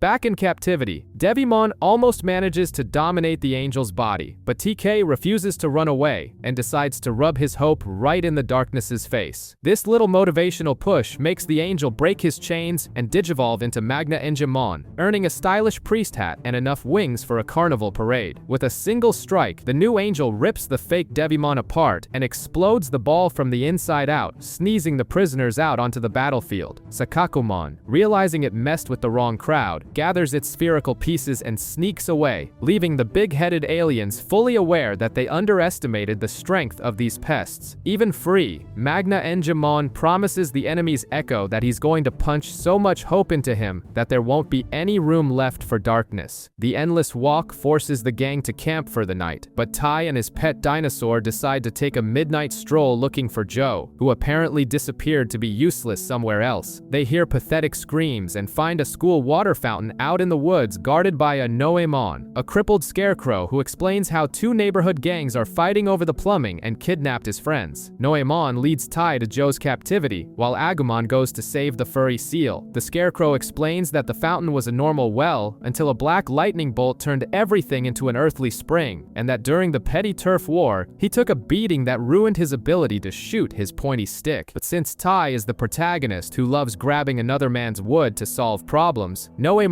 teaches him how to handle the bow to penetrate the enemy defenses with precision. The gang that locked up the cowardly nerd is led by a Gaussmon riding a giant Tyrannomon like a mechanical bull. With the scarecrow's tips, Tai shoots his flying wood and rescues his friend. At the same time, Agumon stops Gomamon from being swallowed by a ridiculous creature that's literally a giant head inside another head. When the victims reunite at the magic fountain, the two rival cliques show up to settle the water monopoly with their fists. Greymon and Ikakumon step into the arena to spread chaos, while Tai and the Scarecrow pull off some absurd teamwork, knocking down the red dinosaur so Greymon can kick the big-headed geeks to the curb. In the end, the Scarecrow becomes besties with Tyrannomon, ending the neighborhood turf war once and for all. Tai and Joe sneak back into the bus dog in disguise as soon as the sun comes up, leaving the girls wondering what kind of late-night orgy those two were getting up to in the forest. The daycare finally sets foot on the cursed soil of Faga, where they get a video call from Leomon and the bipedal rabbit letting them know that the giant turtle is safe in a food court eating burgers non-stop. But Vedamon's big-headed hackers hijack the gang's Zoom call, drop an entire flying continent on top of them, and summon the cybernetic nightmare known as Machine Dramon to crash the party. The aliens reveal that this scrap metal monster was assembled from the recycled trash of all the pathetic villains the kids have already butchered, and that the evil boss wants them to show off all their raw power just for the pleasure of swallowing them whole later. The guinea pigs don't think twice and activate their ultimate forms, but the massive robot wipes the floor with Garudamon, Lilymon, Zudomon, and the gross bug, sucking up their data fluids to recharge his two gigantic cannons. Seeing the gratuitous humiliation, Tai and Matt skip the bureaucracy and bring War Greymon and Metal Garuramon to the playground. But even the armored warrior takes an epic beating, forcing Tai's little sister to flash her crest of light with all her might, draining Enjuomon's life energy and dignity, just to inject a holy steroid into the beefed-up reptile. Wanting to play the martyr reporter Hiro, Tai tells Matt to stuff the rest of the gang inside Commandomon and dive far away from there. While the group flees soaking wet, War Greymon finally manages to penetrate the metal armor and blow the machine up from the inside. But since joy is short-lived, the aliens trigger the defeated robot's self-destruct button, turning the power cores into an atomic bomb that obliterates the entire flying continent. The dust settles, the carnage spreads, and the kids watch from their front row seats at the bottom of the water as they try to guess whether Tai and his pocket dragon were turned into digital barbecue. After the thermonuclear explosion in the previous episode, our swimming goggle-wearing protagonist and his swole lizard are presumed dead, leaving the continent covered in a dark, stinky miasma. While Leomon and Lopmon watch from the VIP seats, Mount Faga emerges from the water bringing the big-headed Vedamon aliens and the geometric trash satellite Sakakumon. This spherical abomination absorbs the black lightning and starts mutating into a white Chimeramon, looking like a macabre art project. While Mimi and Joe play babysitter for the younger kids, Emo Matt decides to take Sora and Izzy to beat up the aliens. But the newly assembled Chimeramon summons a Griffinmon to keep the Cyberwolf busy, leaving Garudamon and Mega Kabuterimon to shoot at the big heads. They even try to blow the beast up mid-mutation, but the smoke clears and the Digivolution is fully complete, ready to be swallowed by Faga and speed up the cursed ritual. In the midst of this absolute apocalypse, Mimi decides the best survival tactic is arts and crafts, helping Kari put together cute little flowers just in case her carbonized brother decides to come back to life. Truly enviable priorities. Getting back to the actual war, Matt's metallic wolf finally deletes the Griffin, but their attacks only tickle Faga's structure. The Vedamons, in a fit of cultish fanaticism, happily let themselves be destroyed to complete the sacrifice. The dark dragon Millenniumon finally wakes up from his millennial nap.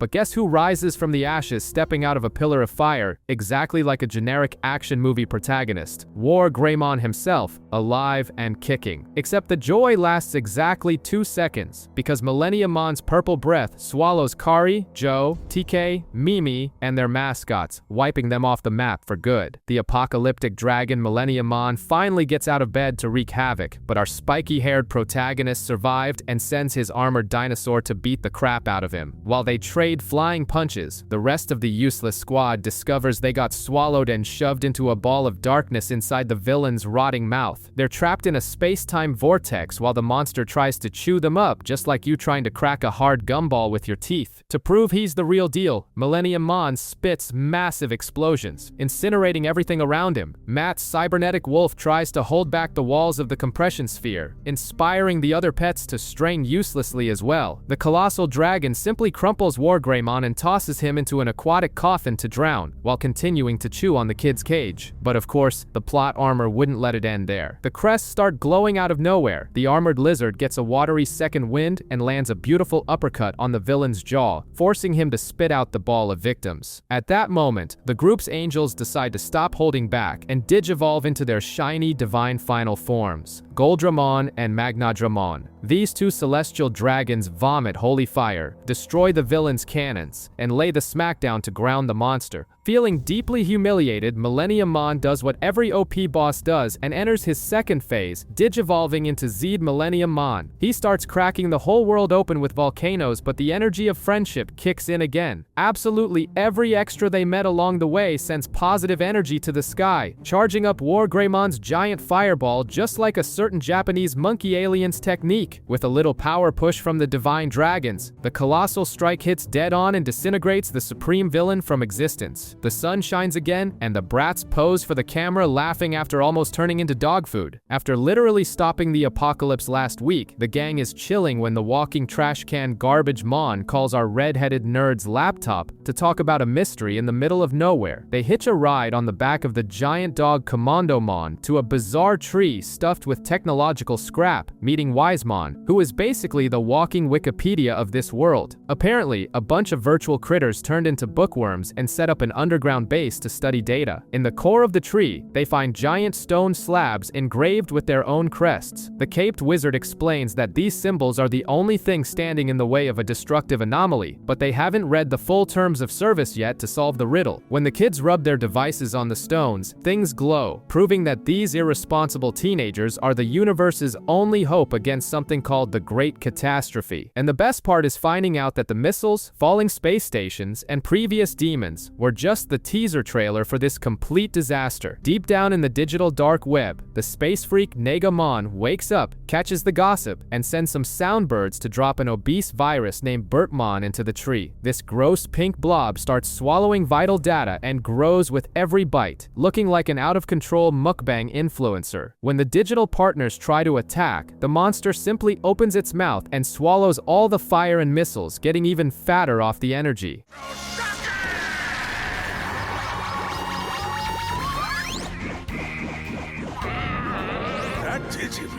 Realizing that brute force was only serving as dinner, the red-headed nerd has the brilliant idea of stuffing the creature's throat with junk files. Backed by the scrap ships right there, the robotic monsters shove garbage data down the fatty's throat until he literally explodes from overeating, puking the stolen information back into the system. With the Great Catastrophe breathing down their necks, the magical devices turn into compasses for each of them to go fetch the lost answers around the world. And proving they've learned absolutely nothing about safety and survival, they decide to split up again. The nerd stays behind to do research. Scaredy Cat Joe takes the kids to a hot spring. Emo Matt goes off to play lone wolf, and the rest take robotic jets to fly in random directions begging for trouble. Right after the chosen Rugrats split up, Sora and Tai crash the Mechanorimon on a volcanic island, because apparently getting a pilot's license isn't part of the school curriculum. Before they turn into barbecue, they're saved by Junkmon, the ultimate foreman and occupational safety fanatic who spends his day building walls to hold back the local volcano's fury. Since child labor is legal in the digital world, the duo is put to work pouring concrete. When the mountain jolts, Biomon takes a rock to the head to protect Sora. The girl suddenly turns into the most unbearable, overprotective mother in the universe, treating the Firebird like a porcelain baby, until Biomon lets out that classic rebellious teen scream saying she hates her owner and runs off to sulk. Junkmon has to give a motivational TED talk on mutual trust for Sora to realize she's being an idiot. But before the apology, the volcano goes into full eruption, spitting magma everywhere. Tai and Metal Greymon play civil defense to evacuate the extras, but Junkmon and Sora take a lava bomb right to the face. Luckily, Biomon comes running back, apologizes for her tantrum, and digivolves into Garudamon to try and hold off the lava alone, getting miserably swallowed by the boiling magma. But since plot armor shields you from third-degree burns, the love between the two makes the oversized chicken achieve her mega form, Phoenixmon. The legendary bird simply slurps all the lava from the volcano into the sky like it's a giant milkshake, turning the disaster into a bizarre crystal pillar, and healing the construction worker Junkmon as a bonus. With the crisis resolved and Tai and Metal Greymon's jaws on the floor, the compass sends everyone their separate ways, while Tai and Agumon choose to follow the foreman to the hot springs, with their eyes solely on some R&R. Commandomon parks the canine Uber at the hot springs for the gang to relax, but Joe and Gomamon find a place drier and colder than their love life. A Kabukimon appears out of nowhere and lures them to a fancy mansion, revealing the local lord, Shogun Gekamon. The giant frog monopolizes the only hot water left and, in a fit of absurd neediness, decides that Gomamon will be his brand new bride. Joe freaks out seeing his partner turning into an amphibian's waifu, but ends up getting launched out of the mansion by a musical punch. Left out in the cold, he joins Nanimon and Blossomon, former patrons kicked out of the bath. Luckily, Tai and his rescue squad arrive with the builder Junkmon to stop Joe from breaking every bone in his body. Gatomon comes up with a genius-level distraction plan: create a fake hot spring with the homeless Digimon and shoot off fireworks to bruise Shogun Gekamon's ego. The bait works perfectly. The obese frog storms out huffing with rage to destroy the competition, and Gomamon takes advantage of the gap to make the groom jump into the water, escaping the honeymoon and leaving the hairy Nanimon in his place as the damsel in distress. While Tai and Greymon hold off the goons, the horny toad now fixates on Ikakumon being the perfect bride for him. Sick of this bizarre zoological harassment, Ikakumon triggers a brutal avalanche, turning the water into a giant popsicle that sucks all the monster's energy. Zudomon steps up and drops the hammer to freeze the lord for good, while Metal Greymon kicks Kabukimon straight into the same ice block. After humiliatingly beating up the hosts, Joe miraculously forgives everyone and opens up the communal bath, proving that diplomacy is done with a sledgehammer, making his Digivice glow with satisfaction. While Tai and Agumon stroll through the desert of loneliness, they stumble upon a gang of Gyromon bullying a tiny cute Mon. But before Metal Greymon has to move a muscle, a maniacal cyborg straight out of Mad Max named Rebellymon runs over the villains, tearing everyone up with machine gun fire.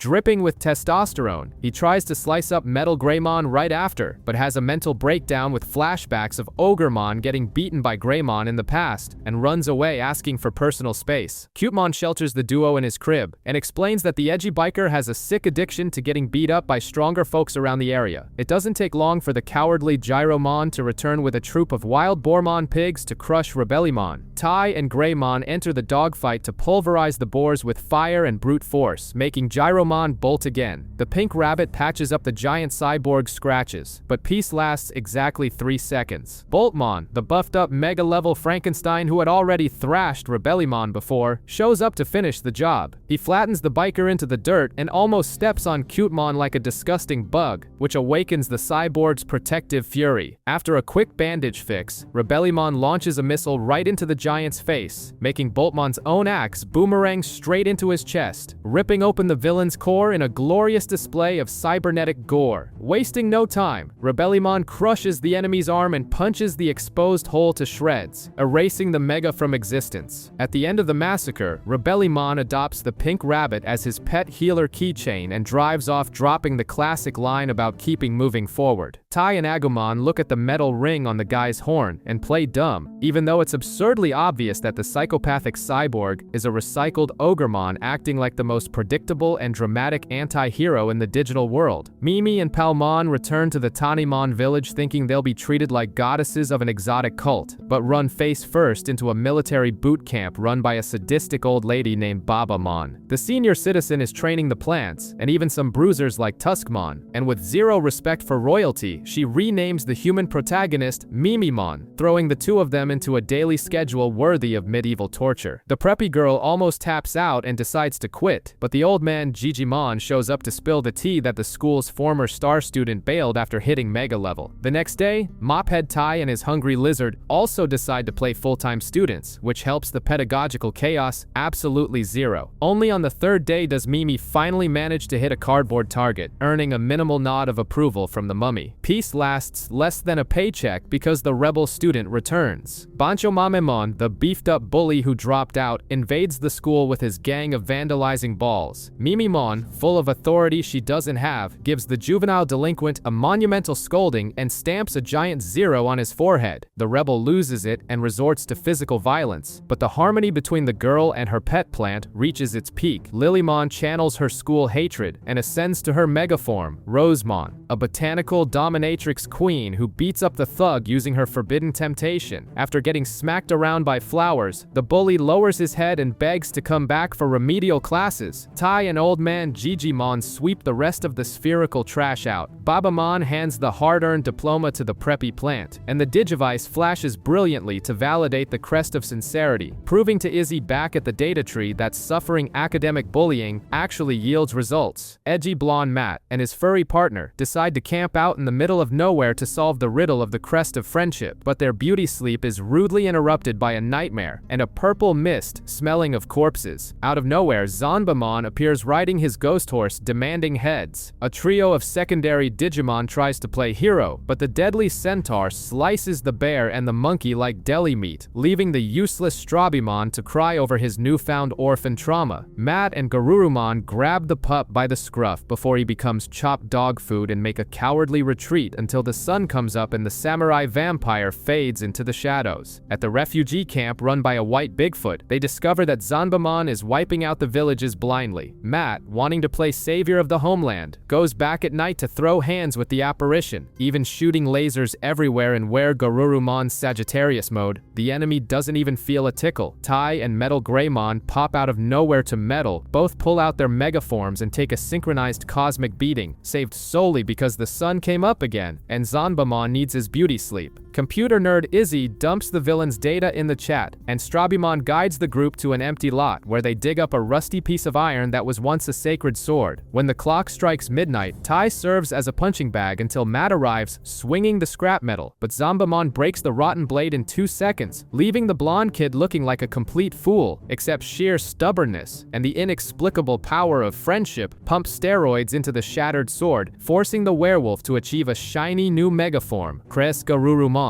With his giant golden spear, he finally skewers the Phantom Knight with a touch of cruelty, dispatching Zanbamon straight back to digital hell.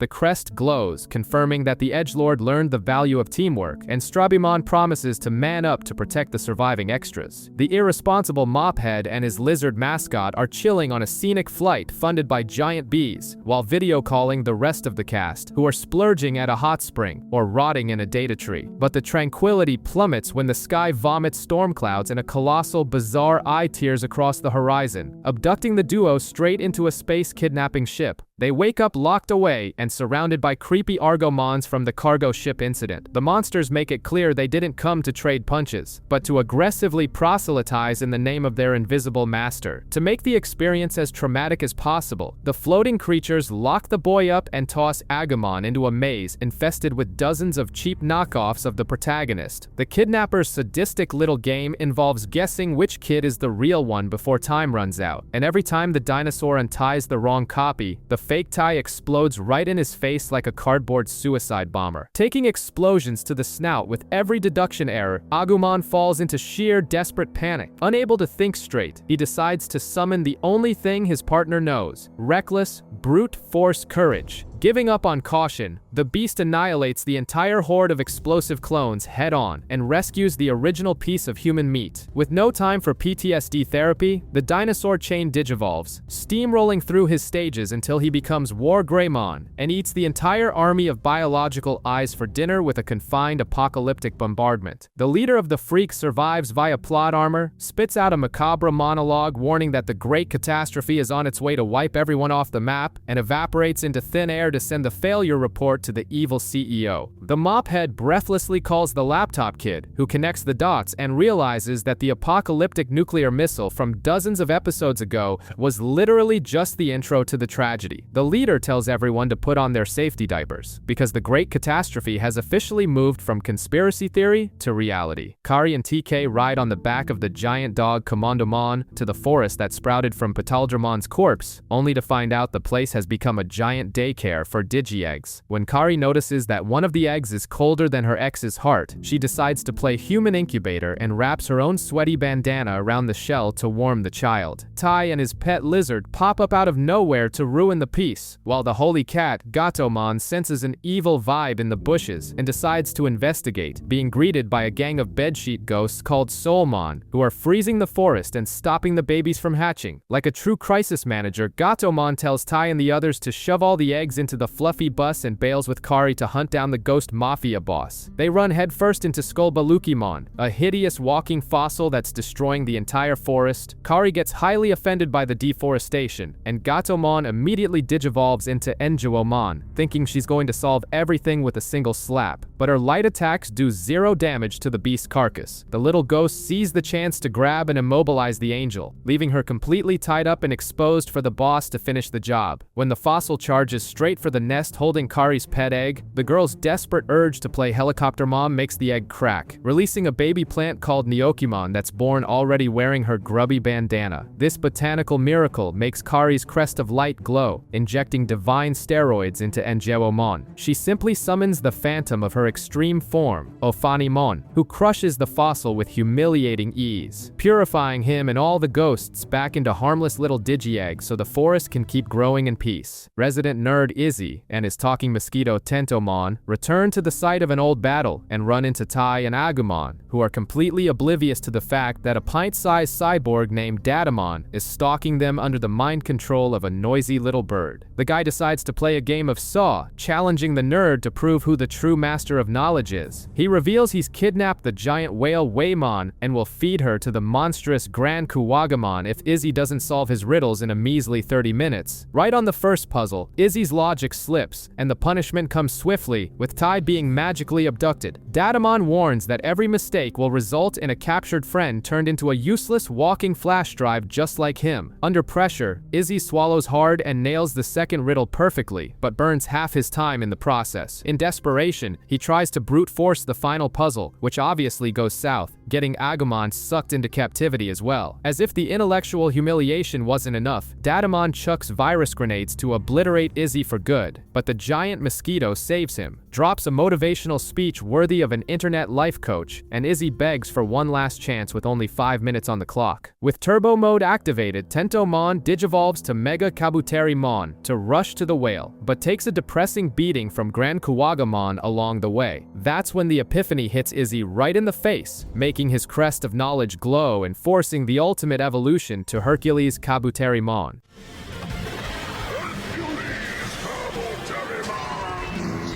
With no time for diplomacy, the golden bug fakes shooting the whale itself, forcing the cowardly Datamon to flee through her blowhole while his electronic brain short-circuits from being played like a fool. Hercules Kabuterimon lands a titanic cannon blast on the monster and captures the little guy, forcing him to listen to a snooze-fest moral lecture from Izzy until he passes out. In the most freezing corners of the digital world, we find the perennial loser Joe and his weird hot springs crew crawling through the snow until they faceplant into the ground, passed out from hypothermia in a display of absolute patheticness. Salvation comes from above when a living zeppelin appears carrying Mimi and her giant plant, who are miraculously on a school field trip, scooping up the human popsicles and feeding everyone on board. When Mimi asks why the hell they were turning into ice sculptures, Joe tries to justify it by saying the springs dried up and they were following a giant toad's bogus tip to find a tropical paradise. But the luxury treatment ends in 2 minutes when the balloon is intercepted by Olegmon's pirate ship, a massive golden Viking demanding everyone's food. Since the Zeppelin's weapons are useless, the giant toad decides to play hero, tanking cannonballs to the face to protect his friends. The problem is, the big guy celebrates his victory way too early, trips over his own slippery feet, and plummets from the sky, crushing Joe and Gomamon on the way down and sending everyone straight into the freezing ocean, much to Mimi's utter disbelief. They wake up tied to the enemy ship, discovering that Olegmon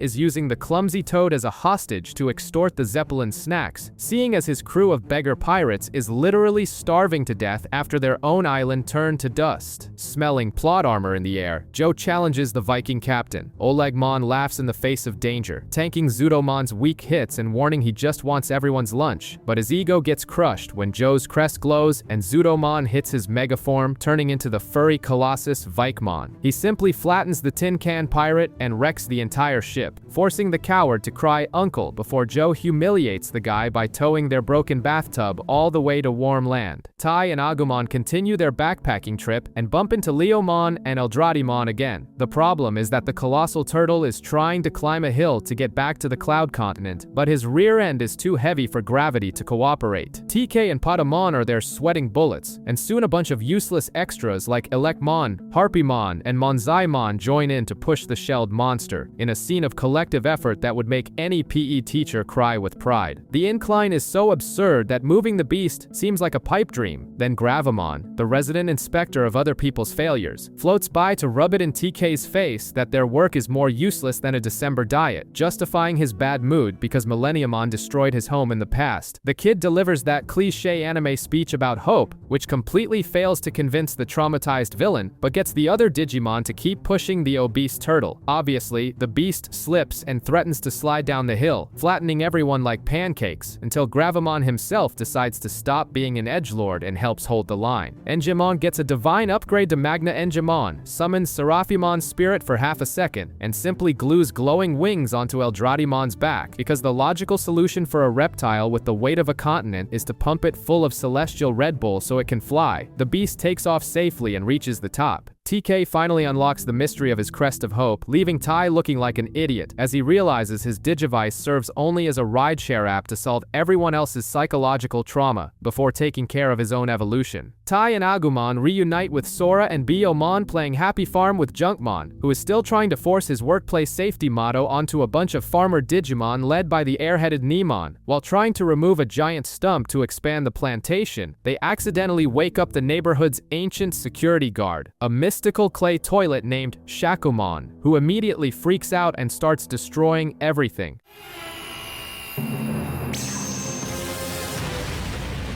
No!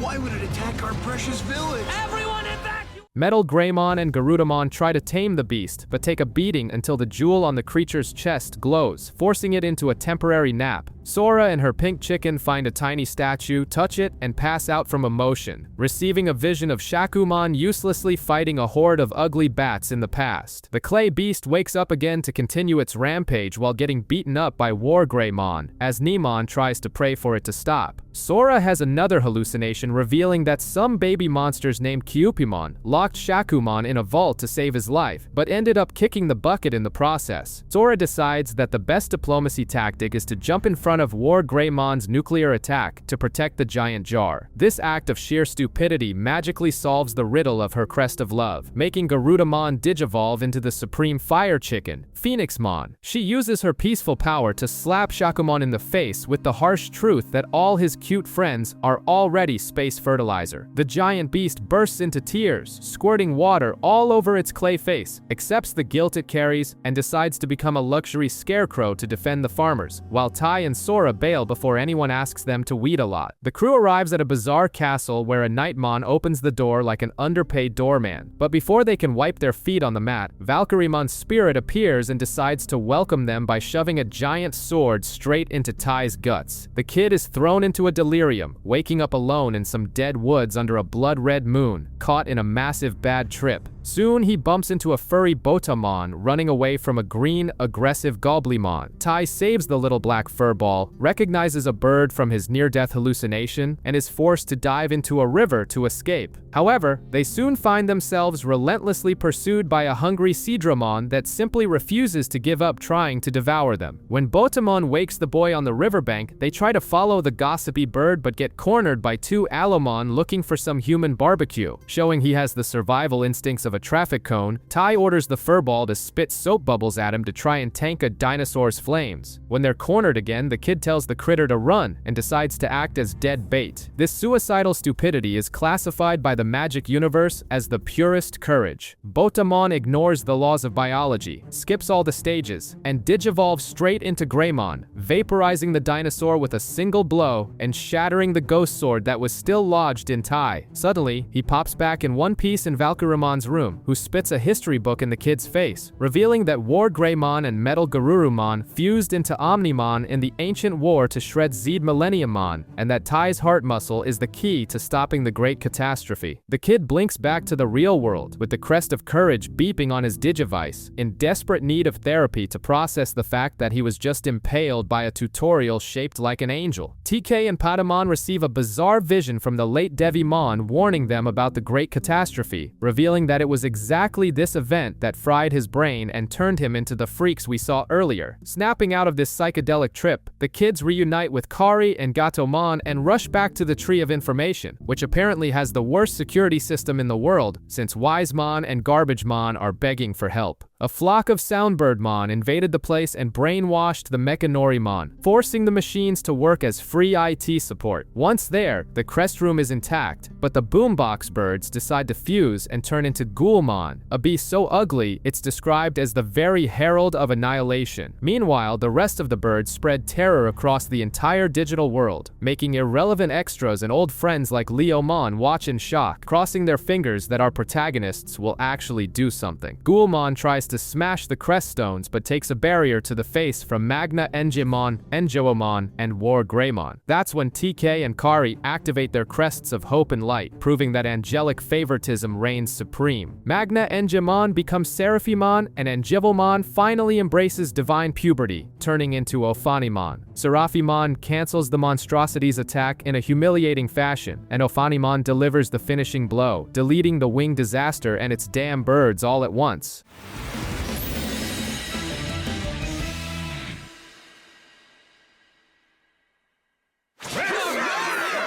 But before turning to dust, Ghoulmon makes sure to drop that cliché villain spoiler, warning that he was just the appetizer for the main course. Far away, the ultimate level Argomon gets a front row seat as the demon baby Negamon hatches from its ball. Back at the tree, the kids suffer a mass hallucination, where the crests glow and vanish out of nowhere, just like their hopes of survival. Then the sky tears open, revealing a white void in the digital world, confirming that Devimon wasn't quite so crazy after all, and the apocalypse season is officially open. While our heroes stare at the giant white hole in the sky like idiots, the communicator beeps, revealing that Leomon and Lopmon are panicking. These texture-sucking holes are popping up all over the digital world's surface, deleting any poor sap who touches them. Suddenly, weird tentacles shoot out of the rifts and grab the kids, pulling them all into the void in a classic scene that always ends badly on certain video sites, but miraculously, the Digivices protect their little bodies from becoming dead pixels, even though it separates them from their monster partners. In this blank limbo, they run into the ultimate level Argomon, who decides to give an exposition dump, explaining that his master, Negamon, simply wants to format all of existence. Wanting to play God, the creature turns into its disgusting worm phase, and then jumps straight into its megaform, ready to obliterate the group. Down below, Garbagemon, Searchmon, and Wisemon use the marbles of modern engineering to build a giant trash can bazooka to shoot the partner Digimon into the hole. The problem is that several champion-level Argomon block the shots. Seeing that things are looking grim, Commandomon decides to become ballistic ammo, throwing himself full force and catapulting the Digimon into the void, all while screaming in a perfectly human voice before falling into the water, proving the walking dog always knew how to speak and was just ignoring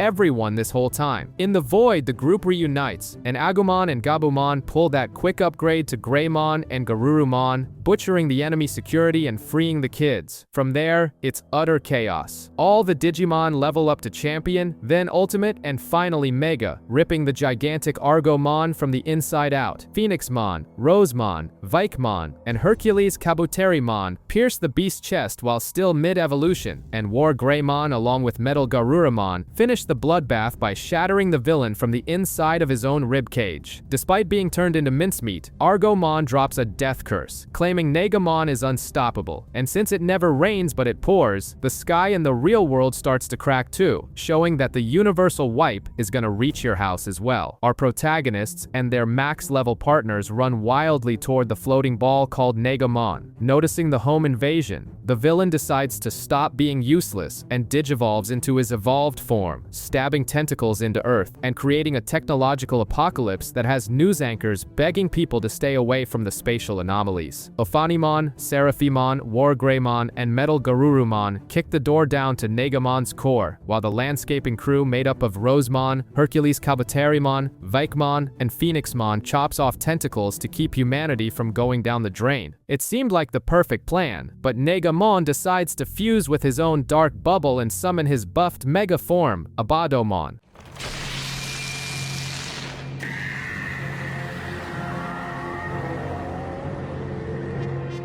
In the blink of an eye, the beast wipes Joe, Izzy, Sora, and Mimi from existence, tossing them all into the recycle bin like trash data waiting for the final format. Tai, Matt, Kari, and TK keep pounding on the big monster, but all their hits barely tickle his absurd armor. All seems lost until the folks in the real world, watching the beatdown through the hole in the sky, decide to help out by sending encouraging emails, proving that positive thoughts in the inbox literally save lives. This magical moral support pulls Joe, Joe, Sora, Mimi, and Izzy out of the trash folder, allowing their partners to evolve to the Mega level once more, channeling the light of friendship to power up Tai and Matt. In an absolute narrative fever dream, the lost souls of Devimon and Skull Knightmon show up out of nowhere, give a moral thumbs up for the team's progress, and block some of the villain's tentacles, proving that even psychopaths hate seeing the world end. Taking the cue, Seraphimon and Ophanimon inject their divine energy into War Greymon and Metal Garuramon. Skipping the filler, the two perform the ultimate fusion and bring the Holy Knight Omnimon to the table. With his brutal blade, Omnimon splits Abadomon's skull down the middle and invades the creature's head, going in to shove his sword into Nagamon face to face to cancel the subscription to this great catastrophe and wrap up the whole anime. Tai, the Edgelord Matt, and the plastic fusion Omnimon dive deep into Abadomon's apocalyptic marble, finding the creamy core in the midst of the chaos. They throw down against Abadomon core, causing the outside sphere to start lagging harder than dial-up internet. Believing they can help, the useless cheerleader squad, also known as the other mega-level partners, starts wailing on the ball non-stop, dealing an incredible total of 0 damage. At least they're breaking a sweat. Inside, the fight gets dirty. Omnimon manages to freeze the beast's left arm, but when he goes to shove his thick blade deep to finish the job, the core grabs it and starts erasing our knight from existence like a corrupted Windows file. But this is an anime focused on selling toys, so sheer determination and the forced power of friendship activate a last-minute skin change, transforming him into the glorious Omnimon Alter S. With the new design, he humiliates Abadomon core and obliterates the bastard, making the villain regress into a harmless space egg. Omnimon then drops a bumper sticker one-liner, hoping the thing is reborn as a good guy, and destroys the rest of the scenery. With the great catastrophe officially cancelled, the Digivices magically repair both worlds. Valdurmon's ghost pops up just to clap, and the brats evaporate from the network. Time passes, and the digital world becomes one big gossip circle. Wisemon goes into full boring lecturer mode. Lotmon gives a speech with a Commandomon snoring in the background, proving that bad weeds never die. And Leomon tells stories on Eldradimon's back, miraculously breaking the curse and reaching the end of a series without dying. In the real world, the gang pretends to live normal lives while hiding fire-breathing monsters in children's backpacks and oversized coats, just like you trying to hide your failures. Mimi becomes a pint-sized capitalist, and Izzy tries to build an interdimensional router. While everyone heads back to school, Tai decides that paying taxes is a scam, abandoning human society to become a drifter in the digital forest with his pet lizard.